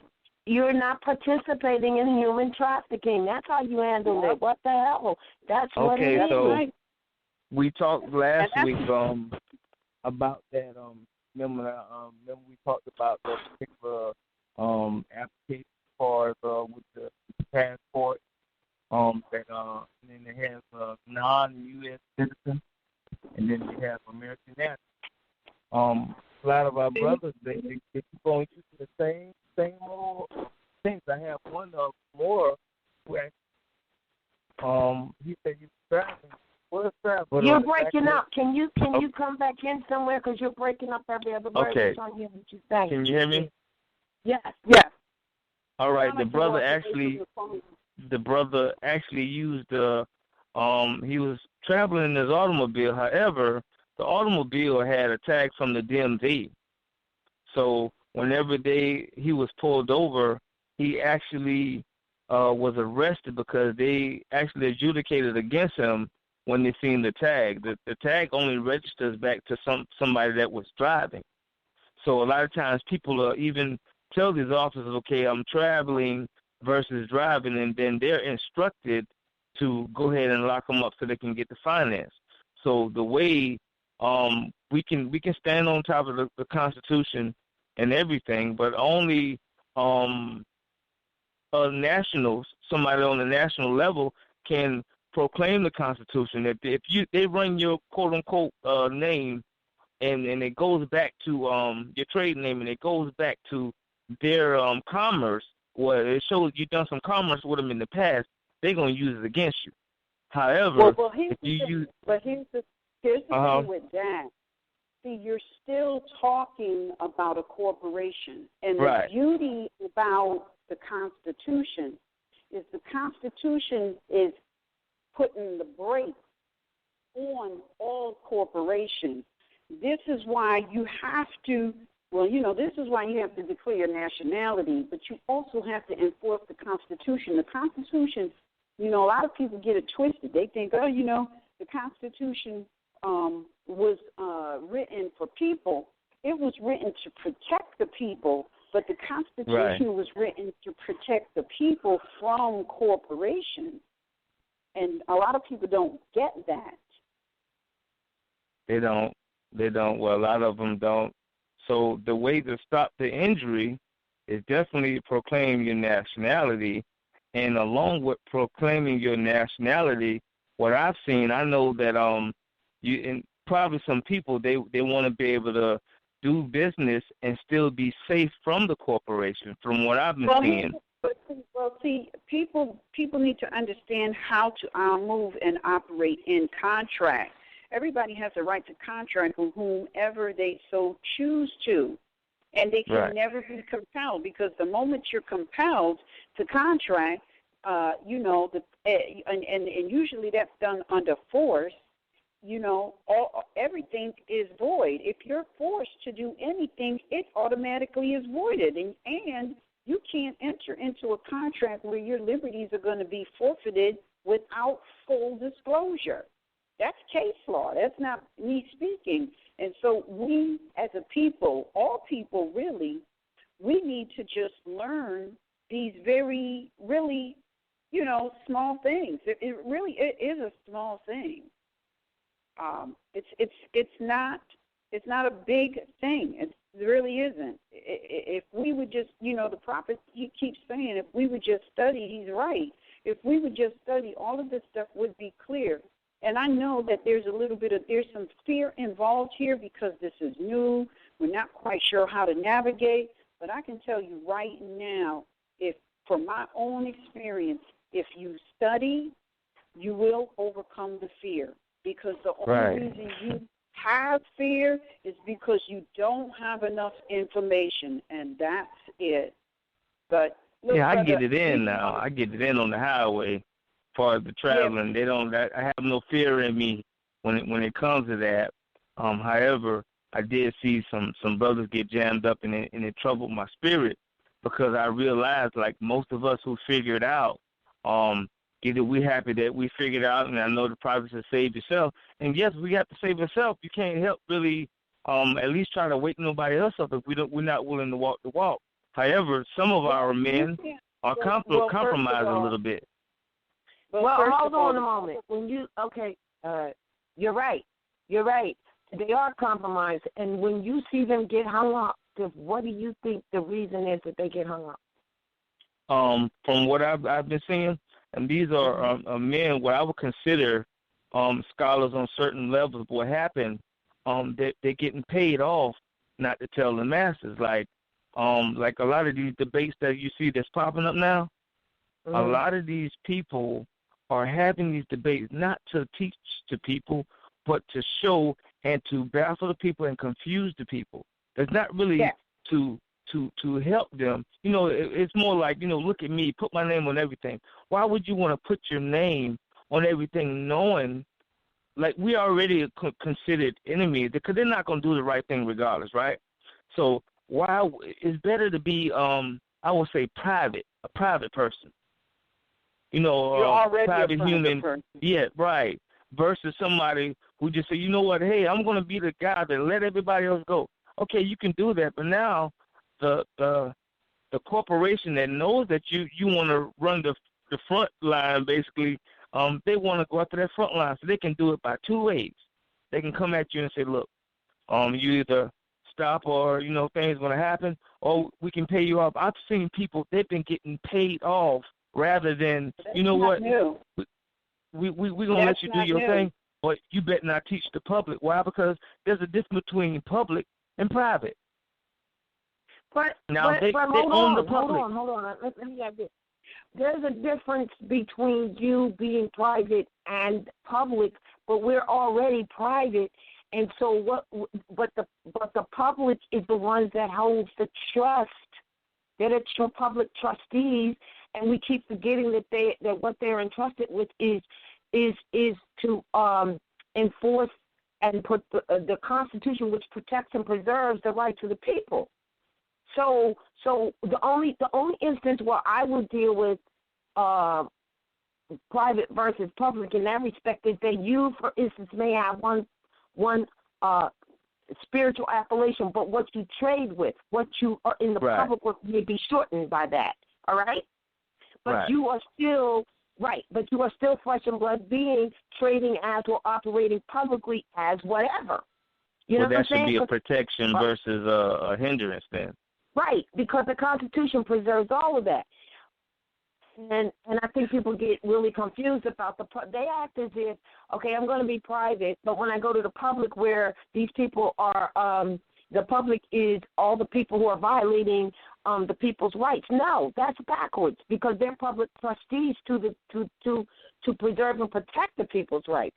Otherwise, than that, they are, as you said, Anna E., corporations pretending, and they are corporations who are accosting people on the highway, and that's how it has to be looked at. Not like, oh, that's all right.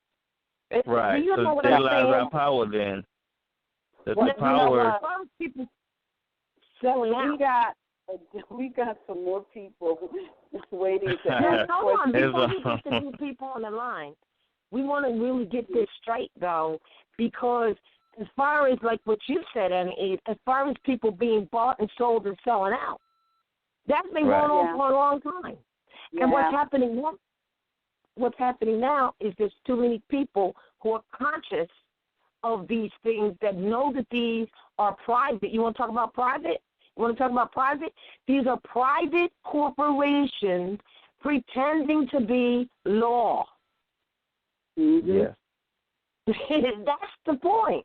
Or government, rather. Government. They're pretending to be government, and they're not. But see, that's on the people. That's why the prophet told us to study. Because if we would look, the one thing that we are very bad at is identifying who is attacking us. So now if we're traveling on the land and some police employee forces us off the road, they will give you documentation that lets you know who they are and who they work for. How many of us have done the research on who they work for, really? Really. And that's our challenge right there. You can't just go after the one because, first of all, he has to get his instructions from somewhere. Where did he get his instructions? All right. So now if he got his instructions from somewhere, then you need to implicate everybody who is a party to this particular fraud. You can't just go after one person because it's a whole gang of them. We're dealing with a gang. So that's where it falls apart. We have to learn to identify. We have to learn Why do you say it falls apart there, brother? Because after you start, that's when they start falling apart.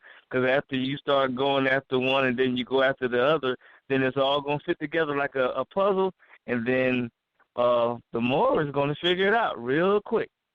That's right, and that's what's happening. It's called once you make them liable and sue them for what they're doing in both a private and public capacity. You're absolutely correct, and isn't that what we've been saying? You gotta sue them, but not sue them in a county court because the county court ain't a court. You're not gonna get nowhere that way. But look, we gotta take more callers because we got all right. Islam family. All right, thank you so much for your call. Peace and love. Peace and love. All right. Caller 843-430. Okay, well, there's too much static there. We'll come back to that one. Caller 910-220, you're live on the air. Please state your appellation at Northwestern Maxim. Islam family, Islam. I'm not Dunlap Bay. I'm in the Republic of North Carolina. All right. You're near North Carolina. North Carolina is a corporation. I said the Republic. Well, I'm still wrong? That's a corporation. It's a corporation, but go ahead. Okay. Well, I'm sorry. I'm always learning. Peace. I just was listening. And a lot what I was calling for pretty much was answered while I was listening. So, I was just about my proclamation declaration. Exactly how you said, not paying attention, not comprehending what was said, when how the proper ways to do the filing of the paper, and my paper was sent right back. I corrected it though and sent it off, but you corrected the question. You said it's gonna take a little while because you initially messed up. So that was answered. And a couple more things was answered that I was thinking. I was like, well, I had hit the button because I want to answer the questions, but now I get to talk to y'all, which I'm honored to talk to y'all because I feel like I know some of y'all personally from following your work on, YouTube and Googling sources, to study. So I feel like I personally know y'all, even though I don't. And I just called to tell you, thank you for, your participation in uplifting follow humanity. For a person who, like me, who is not around or anywhere near, there's no temple in the area where I reside. So that's all right. You're the temple. Yes, ma'am. I understand that. But I mean, but for me to do what I do, I look to y'all and I Google y'all, and I study your work. I study your videos. I always, when I listen to a video, it's pencil and pad. For points of reference. Brother Todd, I listen to him a lot. Brother RVBey, I listen to him a lot. I just, just to be clear on what I'm doing and how I'm handling, my affairs. At the same time, I've been through a court case, and I declared my nationality, and it worked out pretty good for me. It's a rough road. They will do everything they can to deter you. They kidnapped me 2 or 3 times for failure to appear. Really? And from inside the tribunal, go in front of the judge, go in front of the Magi to state my nationality and ask them, basically because I submitted my paperwork. I had my paperwork, and they asked me, I'm the war named the Nam Nagir, and I say I am not. And when I say that, it's failure to appear. You know what I'm saying? The correct it can appear. That person can appear. Yeah, the correct response should have been, I am, whatever. X-Rail. X-Rail. Yeah. That's what I'm saying. I stated all that. Well, I stated all that. Are you also aware that paperwork can be appearance? Yeah, see, that's what I wasn't clear at. That's why I wasn't clear. That's what I say. I corrected the problem.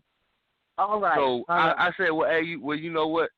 I done sent you this, and I'm gonna send you the affidavit of judgment stating to you that I done sent you some paperwork. You ain't replied. Now by law, this is law, and I never went back.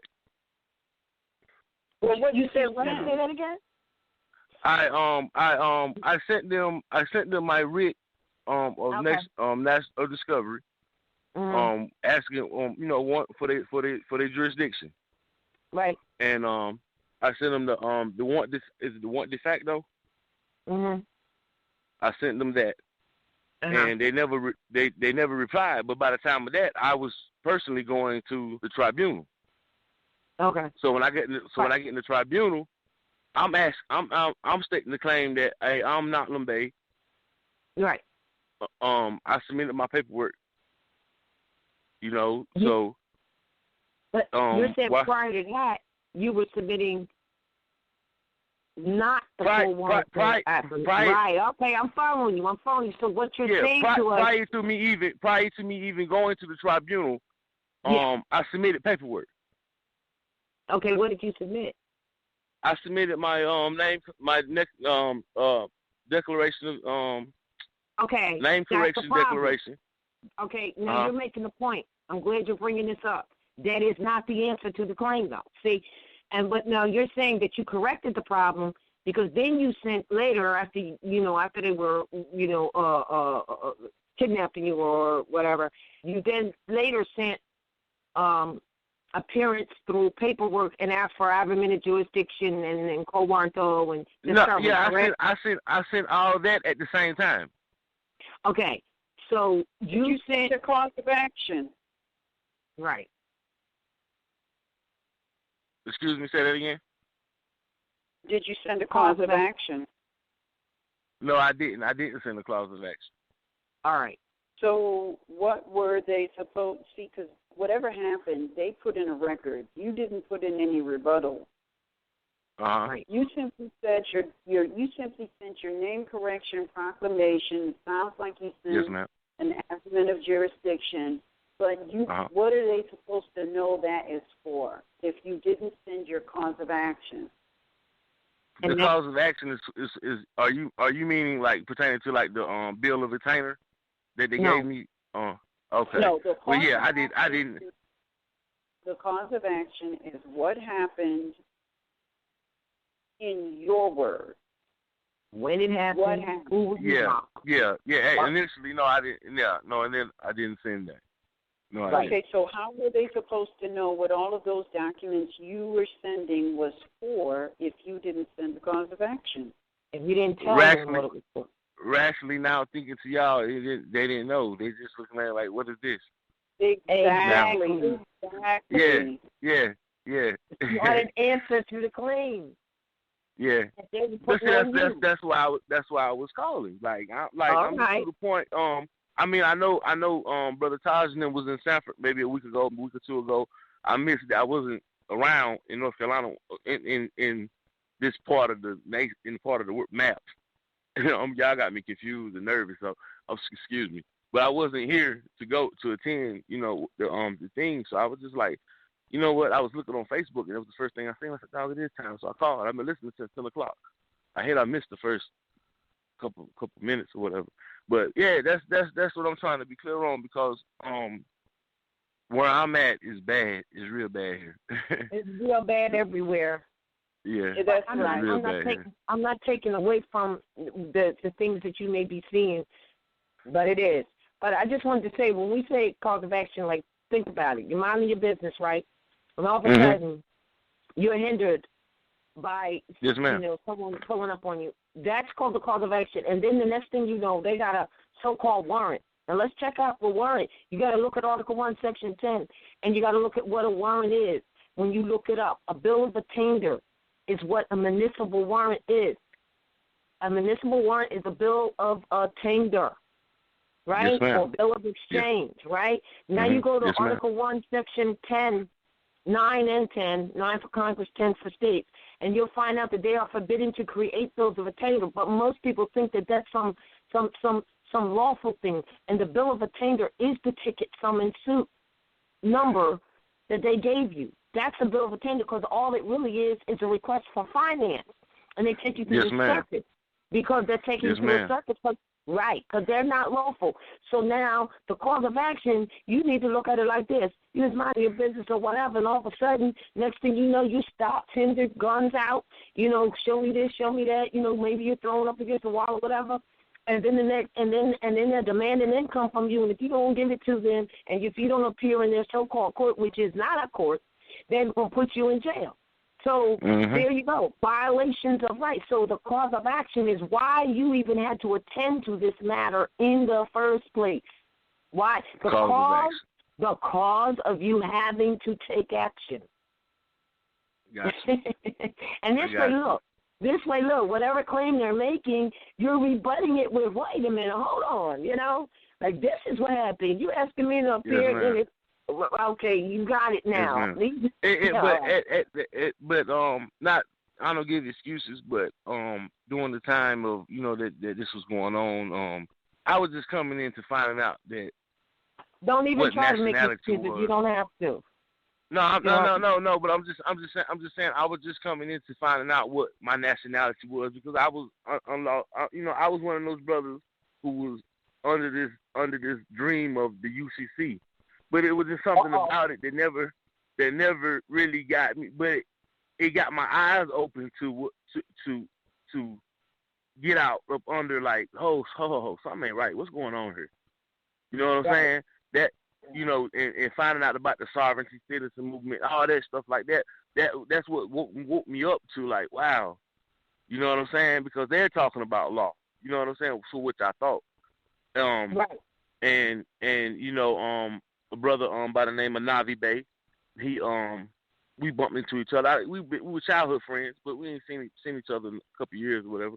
And I bumped into him at the store, and he was wearing his feds, and I was like, yo, I've been looking at that. What's up with that? Run it down to me. And we sat down and build for a couple of days, and I was like, wow. So then I'm like, okay, so now this is where that come from. This is where that come from. Oh, so that's us. Like, this us. This is who I really am. He like, yeah. I'm like, wow. You know what I'm saying? I'm like, wow. And I felt good about that. So I got to studying a little bit and, building with him. And it didn't take long for me to realize that everything that I was looking at as far as the sovereign movement or as far as the UCC way or whatever was really my birthright. Right, because they're doing commerce. See, I'm glad you brought that out. Remember, they were allowed to even come here. Well, actually, they came here under Slavic slaves for the British. But they are doing commerce and making commerce out of human beings, our merchants.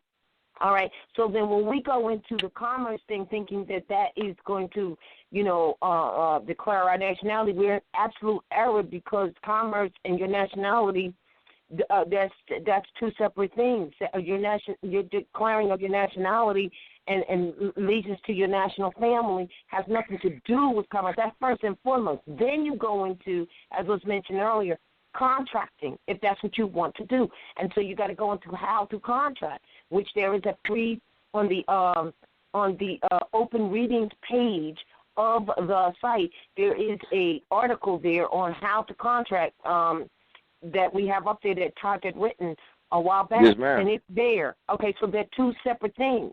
Then when you get into, as you mentioned, the sovereign citizen movement, you understand that that's not the Moorish movement. Those were Europeans trying to become sovereign citizens in a land that they're not sovereign to.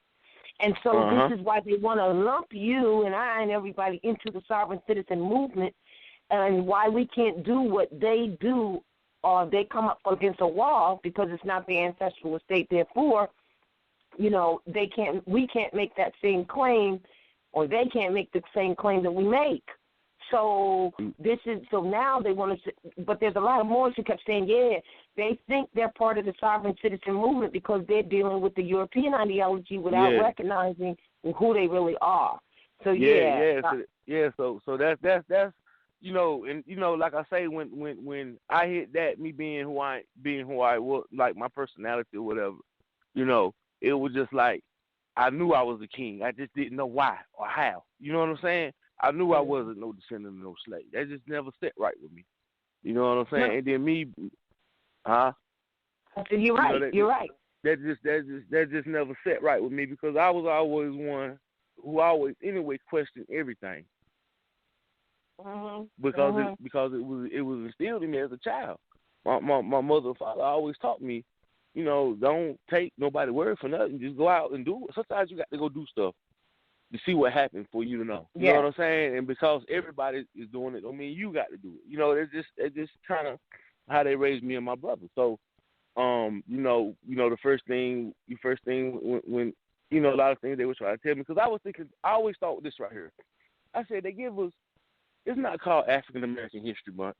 It's not called nothing else, but it's called Black History Month. And this is before I even understood what the etymology of the Iman with black meant and who was the real black person and all that stuff. So this is and black is the ass. This is before I even knew any of that. Why do they? But where's the white history month at? They say the Indians is the red man. Where's the red man history month at? So I always used to question about the Black History Month. And then you got Black History Month. Where I'm from is country. Like when I say country, I mean like country like cows, hay fields, tobacco fields, like country like that country. You know what I'm saying? So it's bad down here. So when you down here and you in school and they show this, and depending on which part of the district you stay in to which school you go to, you may go to a school that may have 90% Aboriginal, or you may go to a school that may have 10%. You see what I'm saying? So if you at one of the schools that got 10%, when they showing all this root stuff and all that stuff, it's a problem. So like at my school, I mean, I know I'm off the subject right now, but my kids during that month, they're not even allowed to even participate in that or my daughters. I got 3 daughters in the 5th grade. The DARE program. My daughter's is 10 years old. They come talking about a DARE program. No, you're not introducing my kids to drugs at the age of 10. Right. No, they don't even participate in none of that. They got something else for them to do. But back But back to it. So when I found out that right there, I was like, wow. So then I started studying, and it was in mere days of me coming into who I was that just had telling me like, nah, you know, I'm a Moor. Why I'm traveling? You suspect me of a crime? Right. First of all, right. You know. So, but you know, I'm like I say, I'm through that situation. That happened in October. You know, wait a minute, brother. Are you the one that has the clip up on the YouTube that we just saw? Where you were coming from work? That's not you, because that's down south. Nah, that won't me. That won't me, sir. You know what I'm talking about, though, right? That's down south somewhere, man. That was hot. Yeah, I just seen that myself. Yeah, he actually handled it properly. That's the proper way to handle it. See, that's another thing I call it. The Moors know who don't know, and this is from personal experience, trial and error, right? When you got to know who you are. Yeah. So when knowing who you are, there's no need to be aggressive. There you go. That's why the prophet said, speak in an intelligent tone. That is so important. Yeah, there's no need to be aggressive. And this is what I mean by this. My first appearance at the tribunal for this it was a resisting arrest charge. So resisting arrest. Yeah, they charged me with arrest is not against the law, especially if the issue is unlawful. Yeah, I know, but that's what they charged me with. Well, actually, refusing to show identification, and that's not amongst that. Not against the law either. That's not against the law. Yeah, but that's.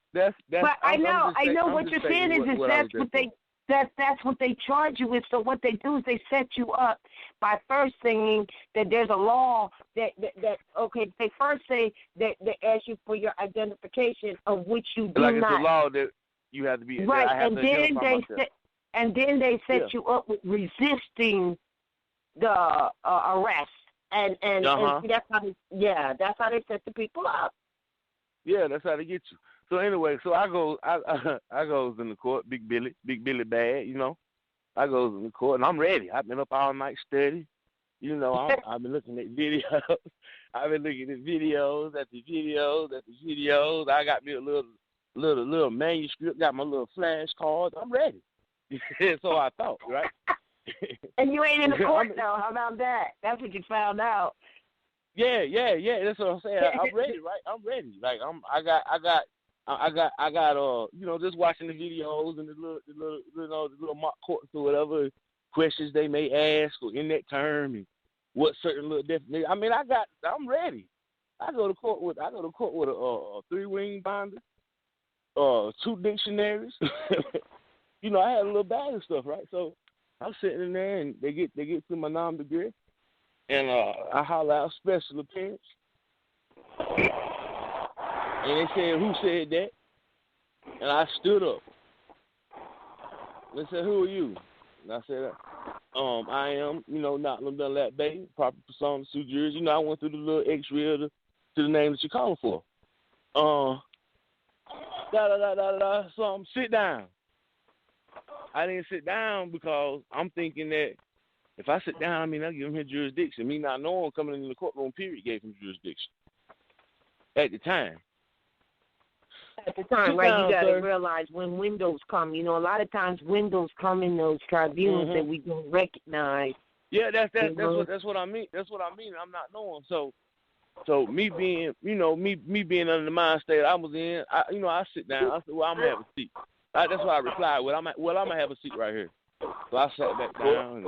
And they went on. So when they get through doing the little roll call or whatever, they had all the people there for a first appearance. I was the first name they called. So we get up there. I get up there, and again, I state who I am, this, that, and the third. And no. Matter of fact, I didn't even get out the roll call. Me and the magistrate got into it at the roll call. He was red as fire. He had me for 30 days contempt of court. They hauled me off right instantly. Instantly they hauled me off. I was kidnapped and being held hostage. Say the tribunal started at 9:30. By 9:45, I was in the county. I was in the county, and I got out the next day. But that's when I learned. That's when I really learned like that little 24 hours sitting in the thing. Like, where did I go wrong? You know what I'm saying? And I started thinking. I was like, wow, if I know who I am, he know who I was. That's why he got so mad. Because why did he get mad when I said that? So he must have knew who I was when I said that. But me being ignorant, I went in there and ran my mouth. And let him know that I knew a little bit, but I didn't know enough. Right. Oh, I'm glad you are really bringing this to the front, brother. Thanks for sharing that. Go ahead. You understand me? This is personal experience. I ain't talking about what somebody told me. You know, so you know, in the little 24 hours. Matter of fact, my brother RVBey, when I was released, he let me hear. He recorded it. My name was broadcast on this show. Mm-hmm.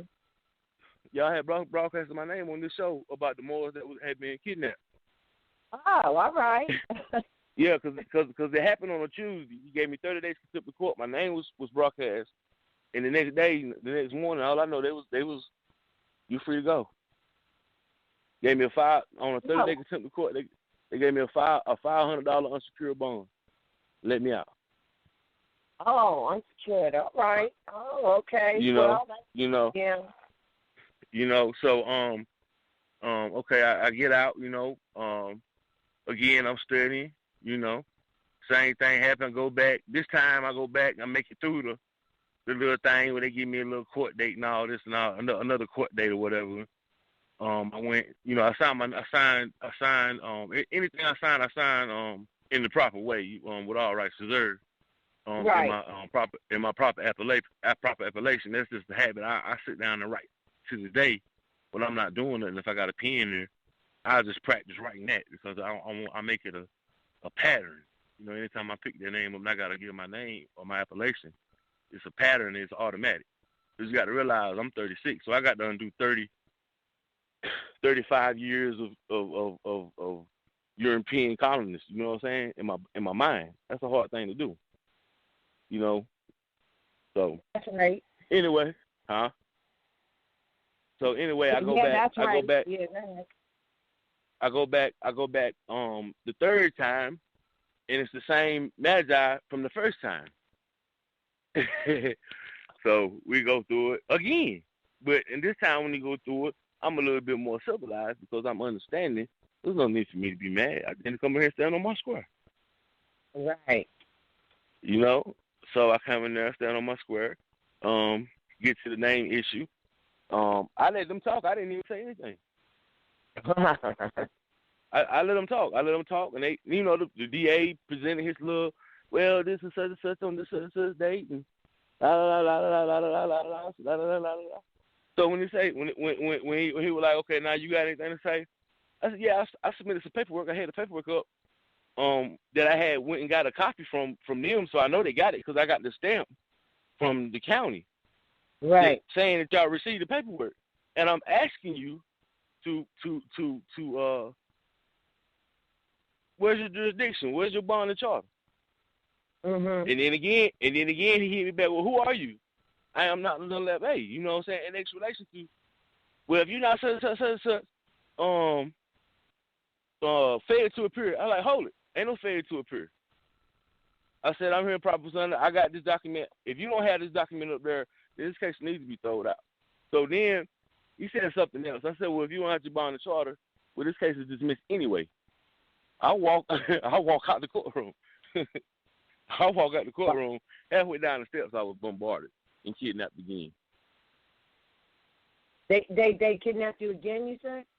They kidnapped me again. Okay, what happened after that? Well, they kidnapped me again, whatever. Well, 30 minutes, I'm out again. You know. So then I learned. Yeah, that's contempt. That's actually contempt. Yeah. So then I'm like, man, what am I doing wrong? I'm doing something wrong.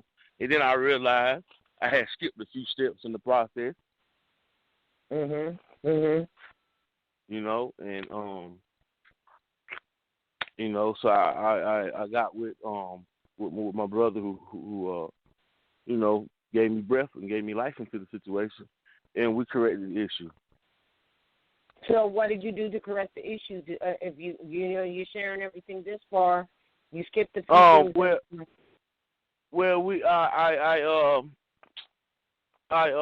I sent basically a suit to all them there you go. There's the involved all right. in the in the little circus and for their involvement. And back to what we're saying, you responded to the claim that they were making with the suit because they're violating the law. Yeah. Thank you for that. Thank you. Yeah, and pretty much after that, it was I let them know, man, if you're gonna deal with me, you have to deal with me in writing, just the way y'all deal with me. And I kept checking on the issue, and it disappeared. Thank you so much, man. Thank you. That's what we're telling. Yeah. So I mean, I'm just saying, I don't know. Like I say, this is the first time I was ever even able to even get into the show to even listen. So sometimes you be waiting, and if you don't call right then, there'll be too many callers on it. You can't even listen to it because there's too many listeners. And then when I click in, and when I get that connected, everything that I'm thinking, y'all talking about. Well, that's because we're all connected, right? Well, yeah, we really what I'm saying?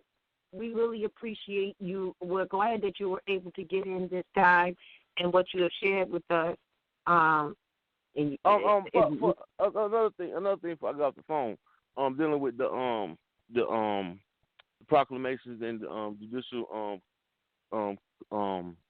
proclamations and the name correction declaration. I sent mine in. The first time I sent it in, it was sent back, and it was sent back because the color of the flags was off, the lining was off, But me being me, I went to college and stuff and whatever and did all that stuff. But it's been so long ago. I've been out here in the world. I had lost my computer sense and doing that. So it was a studious task for me to even be able to get first of all to that point and even send the first documents that was wrong. But sticking with it and wanting to learn how to do this because this is your right. This is what thrives me right here. What thrives me is this right here because I know once I get it, children are gonna have it. My siblings are gonna have it. You know what I'm saying? And then we can live as pretty much as our own tribe and function as a tribe. Well, a tribe means a family, and the family is under the national family still. And yes, you're ma'am. Right. All right. Yes, ma'am. That's right. So we can live as a tribe. With family, so does the authority to govern it. So you're right. That's right. Yeah. So and not just and the people around me. So I'm actually one of those brothers that will show up in front of the barbershop and let people know I got a little thing I do. I got a little black bag and I got a white bag. And I talk to people and ask them what's your name. I ask them what's your name. They say, okay, that's cool. How you doing? I let them know who I am. And I ask them, can I ask you a question? What is your nationality? And a lot of time when dealing with our people, the first thing they're gonna say is either black or African American. So I run this little thing down to them. I said I'm gonna make a point to you right here, and just to open their eyes up, because sometimes you have to be delicate with them because when they see you say you're a Moor, the first thing they associate you with is Islam, and most of the time they're being a Christian-based religion or faith. It's an automatic shutdown. So you have to automatically jump to something else to confuse their mind, just to even block that out anyway, to let me get you in an intellectual conversation, something that a child should know. So I have a black and white bag. I said, now I'm going to teach you about a person, right? Do you know the definition of a person? He said, yeah, a person, me and you. I said, that's your definition of a person, which that's the definition you will find if you were looking at Webster's dictionary, right? Mm-hmm. I said, but what if I told you on the flip side of the coin, it's another definition, which is a legal definition. Mm-hmm. Or a law definition. That's why you have a Black's Law Dictionary, right? You say, yeah. I said, wow. So, okay, look, Gary, you say a person is me and you. I say a person could be me, you, or any one of these bags, right? That's right. So he said, yeah. He said, okay, Pete Gang. I said, well, this bag, this is my bag. This black bag is my bag, right? I said, and the white bag is your bag, right? So if you tell somebody to go get your bag, when they come out here, they see two bags. They see a white bag, a black bag, right? They're going to come back in and say, well, which bag is yours? You're going to say either the black bag is mine or the white bag is mine, which is describing the bag. But both of them are bags. Well, you see what I'm saying? So you describing the bag, right? So when you describe the bag, now that bag becomes a person because that's Bob's bag. Right. Right. By legal definition. You see what I'm saying? I say, so you see the trick? You know, I just, you know, but that's the type of brother that I am. You know, I'm everywhere. I'm at the stores with it. I'm everywhere. Well, you know, I feel bad because I'm gonna tell you what I do. I'm in the nightclub business. I throw parties. I'm a promoter. I do security. So when I catch time out, I you know, I'm talking it, right? So when the people's around, and I ask them what they are, and I have a little crowd, maybe 5, 10 people, and they say black. I say, you black? Your license don't say that. Your license. You say you black, right? And your license, your ID is your identification. It describes who you are, right? So if you black, then your license should say that. I bet you $20. I tell them 20 to 50. I put 50 to your 20, 100 to your 10, whatever, to prove to you that you're not black. Right. You know, and you know, it's really a Trump game because I win every time.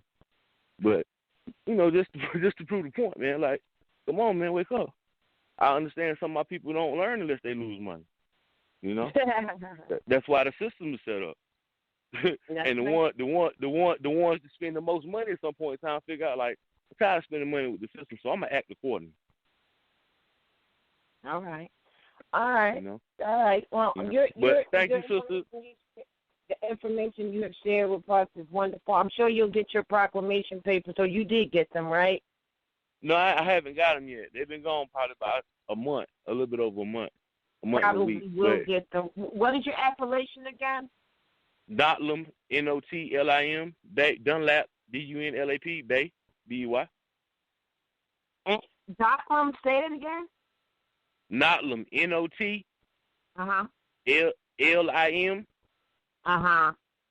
Dunlap, Dunlap. Okay. Bay. Bay, Bey. Yeah. All right. Well, we'll see if we'll check on them and see where they are, because you heard what we were demonstrating earlier in regards to that. But that's about the right time frame. So we really appreciate all that you have shared. I'm sure the listening audience appreciates it too. Thank you so much. Thank you, ma'am. Peace. All right. Peace, my brother. All right. All right. Next caller. Let me see if I can unmute this guy. He's not going to. Not unmuted. There it is. All right, next caller is 927-839. You're on the air. Do you have a question? No comment.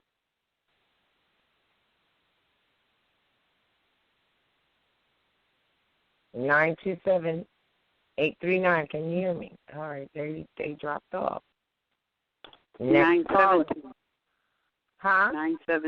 972-839. Yeah. Oh, all right. Can you hear me?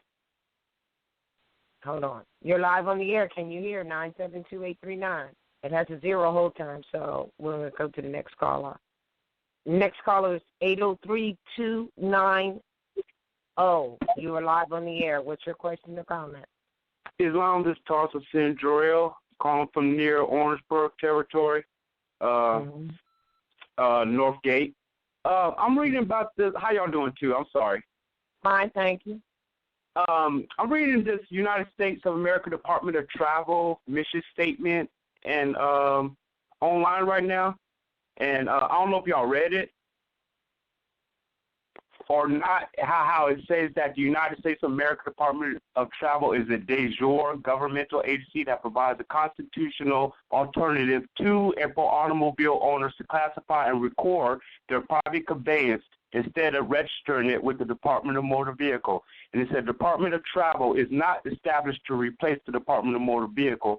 Rather, it is formed to provide the lawful remedy to automobile owners to record their private property as household effects without the requirement of licensing, registration, and forced insurance. They said there is a lot of misunderstanding and misinformation regarding licensing, registration, and titling of automobiles, and it is imperative that every automobile owner understands the law and the requirements of exemption in reference to registering their private automobile. They said the Department of Motor Vehicle is a de facto government agency that has jurisdiction over the registration, license, and titling of motor vehicles driven on the highways. If you operate or drive a motor vehicle, then you're required by law to register the motor vehicle with the DMV. And it's a click for the letters to the state governors. And this is coming from the United States of America Department of Travel, and it's from Norv Eisenberg. And she wrote, the CEO of the corporation here is Nikki Haley, and it said, and it's a violation of the United States Supreme Court regarding the right to travel. And it says subject, education of law enforcement to South Carolina judiciary. And it said, dear Governor Haley, we are sending this correspondence to make you aware that the unconstitutional acts committed by your law enforcement agency and state courts against the people of South Carolina, these acts may or may have not been committed knowingly or unintentionally, but we are writing to your office to ensure that these violations are brought to your attention so they can be addressed and corrected. As you may or may not know, there are people in your state whose statuses are ostensibly different than the average U.S. citizen and are considered foreign nationals or American nationals with certain safeguards and protection under the law. Our primary concern is that their travel rights in your state are not infringed. In order to educate your law enforcement regarding foreign nationals or American nationals in your state, you can call the Department of State here in Washington, D.C. to get clarity, or you can go to the Department of State's website, and it gives the website, or your website at, and then it gives the website again, and download the manual. Department of State. What is the website? What is the manual?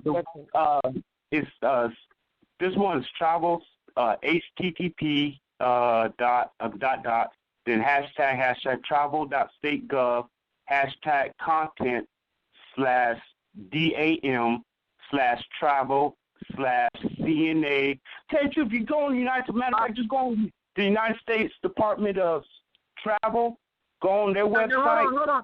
Hold on. You said earlier United States of America, right? Yeah. When you started. Okay. All right. So check it out. Everything that you're saying is right and exact, and it's not new. It's old. That right. We know that. And each person individually can absolutely make that take that position because it already exists. The only concern here is that anything under the United States of America is not the right jurisdiction for national. So what you're speaking from, I guarantee you, are probably foreign Europeans who are foreigners. Yes.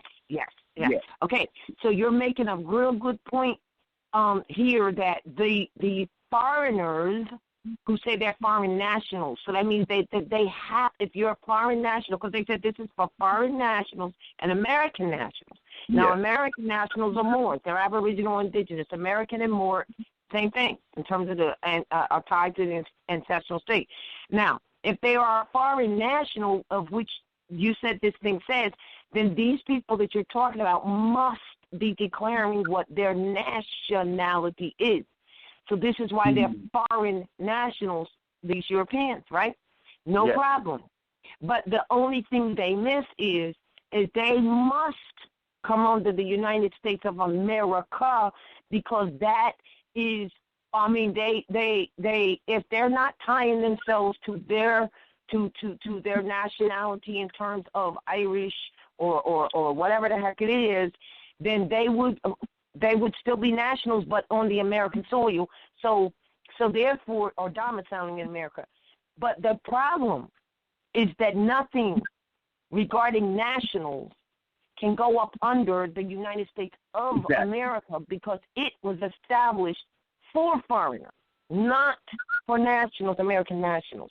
Yes, and I'm looking. It's like, okay, they got all these things about how you get ID plates, ID packets, and all that. They got all this up here. I was like, okay, if they got all this up here, what traveling is, what is driving, they got all this on here. And we've been saying for years on the site. Go ahead, yeah. Yes, and it's like, why they just might as well just recognize ours.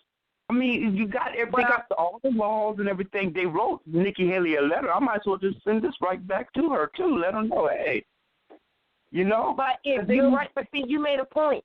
If they're going to recognize theirs, why not recognize ours? Here's the key. It's the people. Yes. It's the people that need to recognize their own stuff. You understand?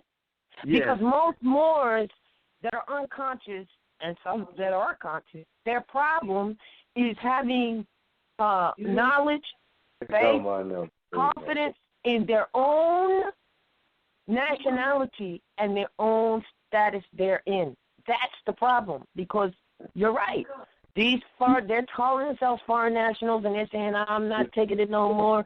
And then they're saying, classify your motor vehicle. All of that has already been done. It is already done. All you have to do is make that take that position. And then, right, because we're looking at the same thing in terms of that. People keep asking us about it. But it's still on an individual basis that you would make that classification. That classification of anything that is your property starts with you, not with an organization. It starts with you. Yeah. Now, that's my take on that. And do you have any comment on that? Because I think you ran up on it. You know, I would love to see that if you could send that to MHHS-Eyes Wide Open at gmail.com. I'd like to check that out.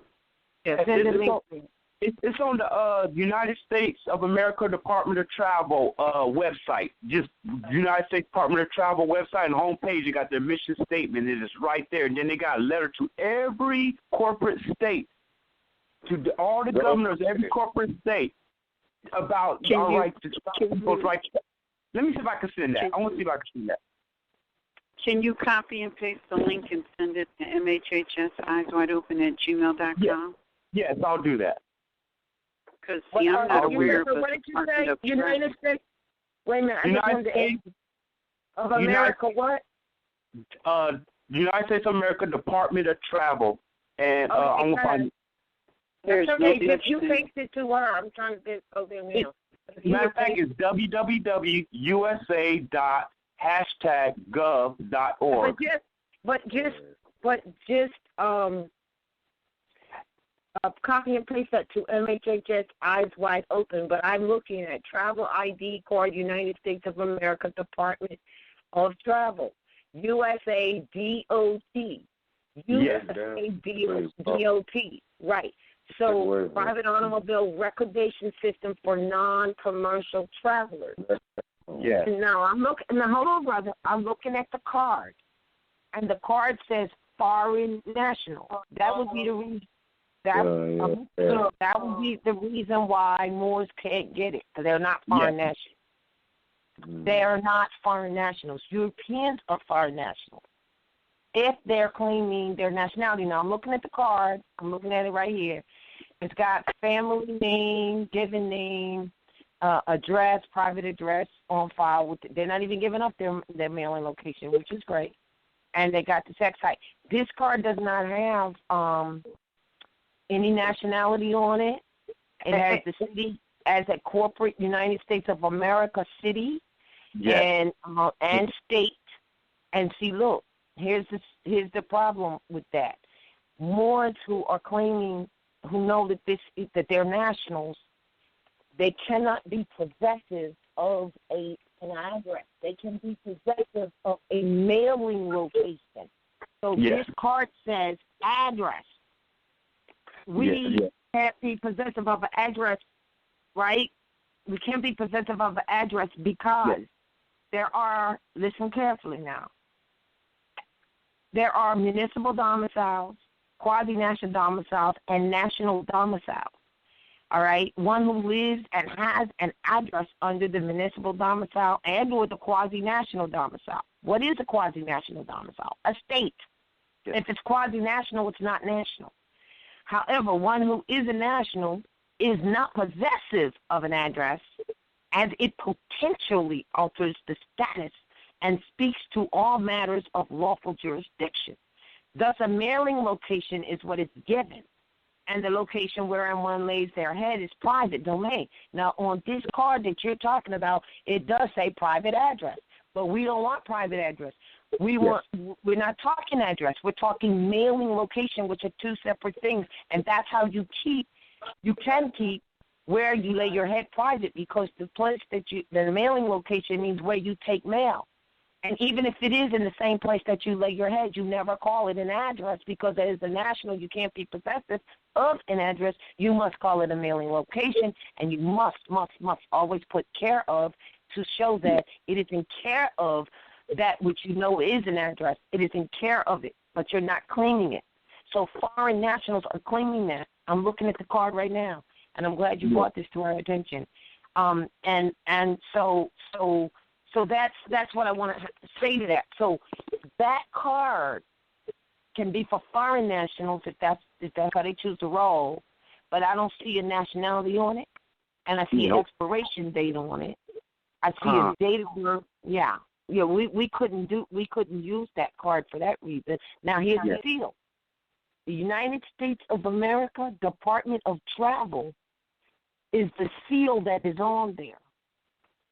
So therefore, this is something that is established under the United States of America, which is a foreign, which is foreign to us, which we can never be citizens / members of, and since it does not have, it says foreign national. Now, on the back of the card, because I'm looking at it, since you brought it to the attention, it's a wonderful thing. I'm looking at the back of the card. Hold on. Control plus, because it's a little small, so I want to be able to read it. Control plus. All right. The back of the card, the individual name depicted on reverse is a natural-born American national. See, that's a conflict. How can you be an American national and on the front of the card says you're a foreign national? Yes. Okay. Now what the sentence that I just read is called lack of jurisdiction, because jurisdiction means right word. So you can't claim to be an American national and a foreign national. Okay, and then it says, reverse is a natural-born American national of the de jure United States of America, and is not a U.S. citizen. A national per, that's what they're national per. USC 110, which we're going to look up and see what that is, and 8 whatever, and non-citizen, a non-citizen national. So we already got mixed stuff going on right now. Not subject to the exclusive legislation, civil jurisdiction. What the heck is that? And general sovereignty of the political body. What are they talking about? But indirectly is protected by it.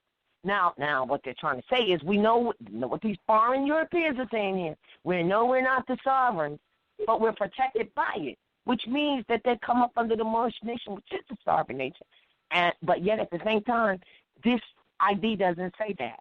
This travel card doesn't say that. It's got mixed conflict here. And it says, but it's protected by it and may claim its protection when it abroad. Check that out. They will claim the protection of the sovereignty of the American, that they're supposed to be American citizen of some sort, right? But at the same time, they say foreign national when they're abroad for the protection of the American estate. See that? All right. Yeah. All right. I'm not going to go through the rest of it, but I've already read to you why this is in concept great, but it's not proper. It's wrong words and wrong things. There's a lot of color. There's a lot of color. Like how they said they said they're a de jure governmental agency. Nah, you're not. You're a corporation. So, we already, But like I said, they got every state a letter from Norm Eisenberg to every quote-unquote corporate state governor saying about the rights to travel. Every corporate state governor. So yes. I read this. I guess it's some good study material right now. Yeah. Yes. And I like to give a shout out to Stephanie Thompson. It's her first time listening. She told me to give her a shout out on it.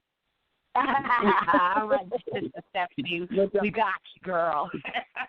It's All right. It's my mother. All right, peace and love. All right. But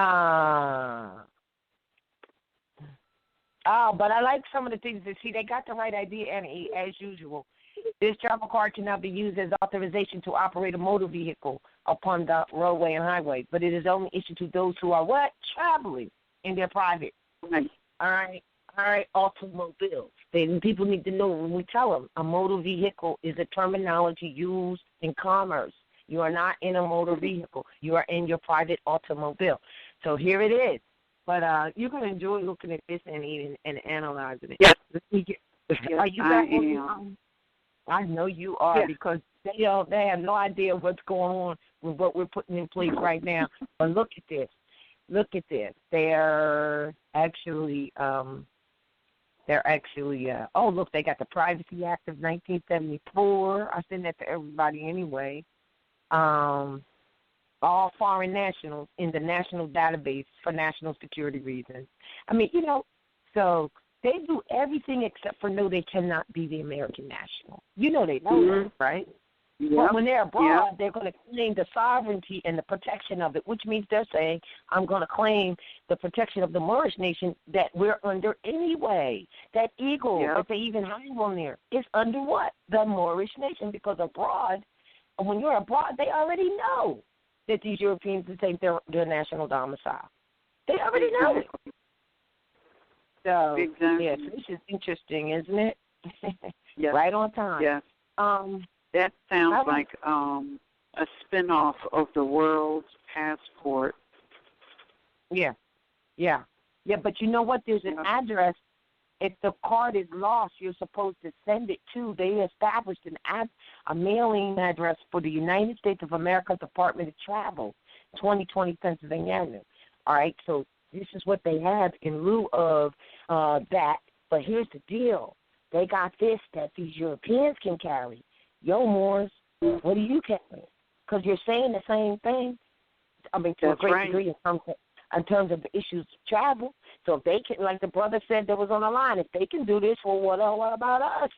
Well, that's a good question, because it's not a what about us thing. It's a what about the fact that this is the law, period. Right? Yeah. So are you back on the controls? Yes, I am. All right, we're going to take our next call. Oh, you did mute it. You all right, go ahead. Yeah, next caller, 623-297. You're live on the air. Please state your appellation at Northwest America. My appellation is Lionel, Canada. Lionel, Canada. Pete, brother, I know who you are. Where's your picture? But go ahead. You know what? It's funny because I just got my fez the other day, so I'm going to have to actually send that back because it's a little too tight. So, that was my only holdup. All right. But, but I wanted to kind of throw something in the air, but it was like the other brother had said earlier, he listened long enough, and his question sort of got answered. But at the same time, when he was talking, when you guys had mentioned about the name declaration and proclamation, the one thing I did wanted to mention about that, because it was something that I noticed earlier, because with this heat in the air about these different debates that these brothers are going through. So it directed me to another website, which was the moorsciencetemple.org. And they I got to get it, baby. I got to get it. Somebody is unmuted. It needs to be muted. I'm sorry, brother. Unless there's somebody in the room with you. No. I'm solo. I don't know who that is. We'll check. Go ahead. Keep talking. Okay. Yeah. So and it's funny because I actually got on the horn with Brother Cujo earlier about this issue. So he told me it was a good question. He said basically, call in because it was something that would need to be thrown in the air. Because what I noticed on the application for the for your name declaration with this other website, one of the things it says is that you're proclaiming to be a citizen of the U.S.A. You know, and I'm like, hold on, aren't we supposed to be coming from up under that particular status? But we never were citizens of the U.S.A. This is what we need to be clear. The 13th Amendment, because there are some Moors and temples that claim the 13th Amendment without really studying it. You cannot be a citizen of that. What you were was a piece of paper in a drawer claiming to be the piece of paper in a drawer based on the birth certificate and all those other things, which is a property or a bond of human trafficking proof of the U.S.A. and human trafficking ring that they have. But no man and no one can change your descent nature. So once you find out who you are, in a way, yeah, you're coming out from under it, but really you're just consciously understanding who you are and fixing your status, which means your relationship to the community. All right? So, yes, you're right in that we should not be going up under anything that says U.S.A. Because, see, people think that because we formed the United States of America for foreigners, that the American soil and the Constitution that went with it, which is the American National Constitution, by the way, that all of that went away. But the only reason it appears to went away is because the people who are you and I as Moors are not enforcing it and not talking about it and not being about it. So you really, upon declaring your nationality and making that known to the world publicly, is the quote-unquote coming out under it and knowing that you could never do anything that goes back in it. So, yeah, you're right in that respect. Okay, now the second part of this. No, I'm saying that's why, like what I just read and what you just read, you're right. You can't do that. Okay, so now the second part of it, you know, is it comes down to us enforcing, and you kind of touched on it earlier when the brother was curious about his paperwork. And part of, you know, the paperwork is just being able to stand on it. So, like, when you write what you would call, like, your writ of discovery, or, no, what is it, affidavit of fact, I'm sorry. And then you give them a specific amount of days to reply, and then they don't. So at that point, you have to demand a default judgment. Because if everything's filled out properly, and sometimes they will ignore that. So then at that stage is when you go to the writ of mandamus, if I'm correct, where you move it from another court if they refuse to acknowledge it? Well, that is proper law. But the key is, and what is found is that if you ask for the evidence, but the delegation of authority through the avenue of jurisdiction, and they do not give it to you, there's no need for you to still dance around with anything regarding that other than to sue them, because clearly they are violating the law. Stop right there. They're infringing and encroaching upon the rights of the people and pretending to be a court that they're not. So, yes, those processes are correct, but with us, it's not time to still play. You know, like a lot of people's mistakes are that they'll go and still go to a court that they'll tell them is superior or that is a state, when it really neither one of those are really properly seated either. They're all inferiors. And that's what we're finding out. So an inferior court has no jurisdiction. The legislation doesn't even give it to them. So instead of playing with them all that time, it's a matter of just going straight to the jugular and suing them for what they have done. However, as Anna Eve is making clear, that must first go on the state record. When you talk about the state court, you got to talk about the state court, which is usually the capital of that particular union state, that it goes on the record, because when it goes on the state, on that record, it becomes public. When you keep staying and dancing in the inferior courts there, or so-called courts, it does never go public.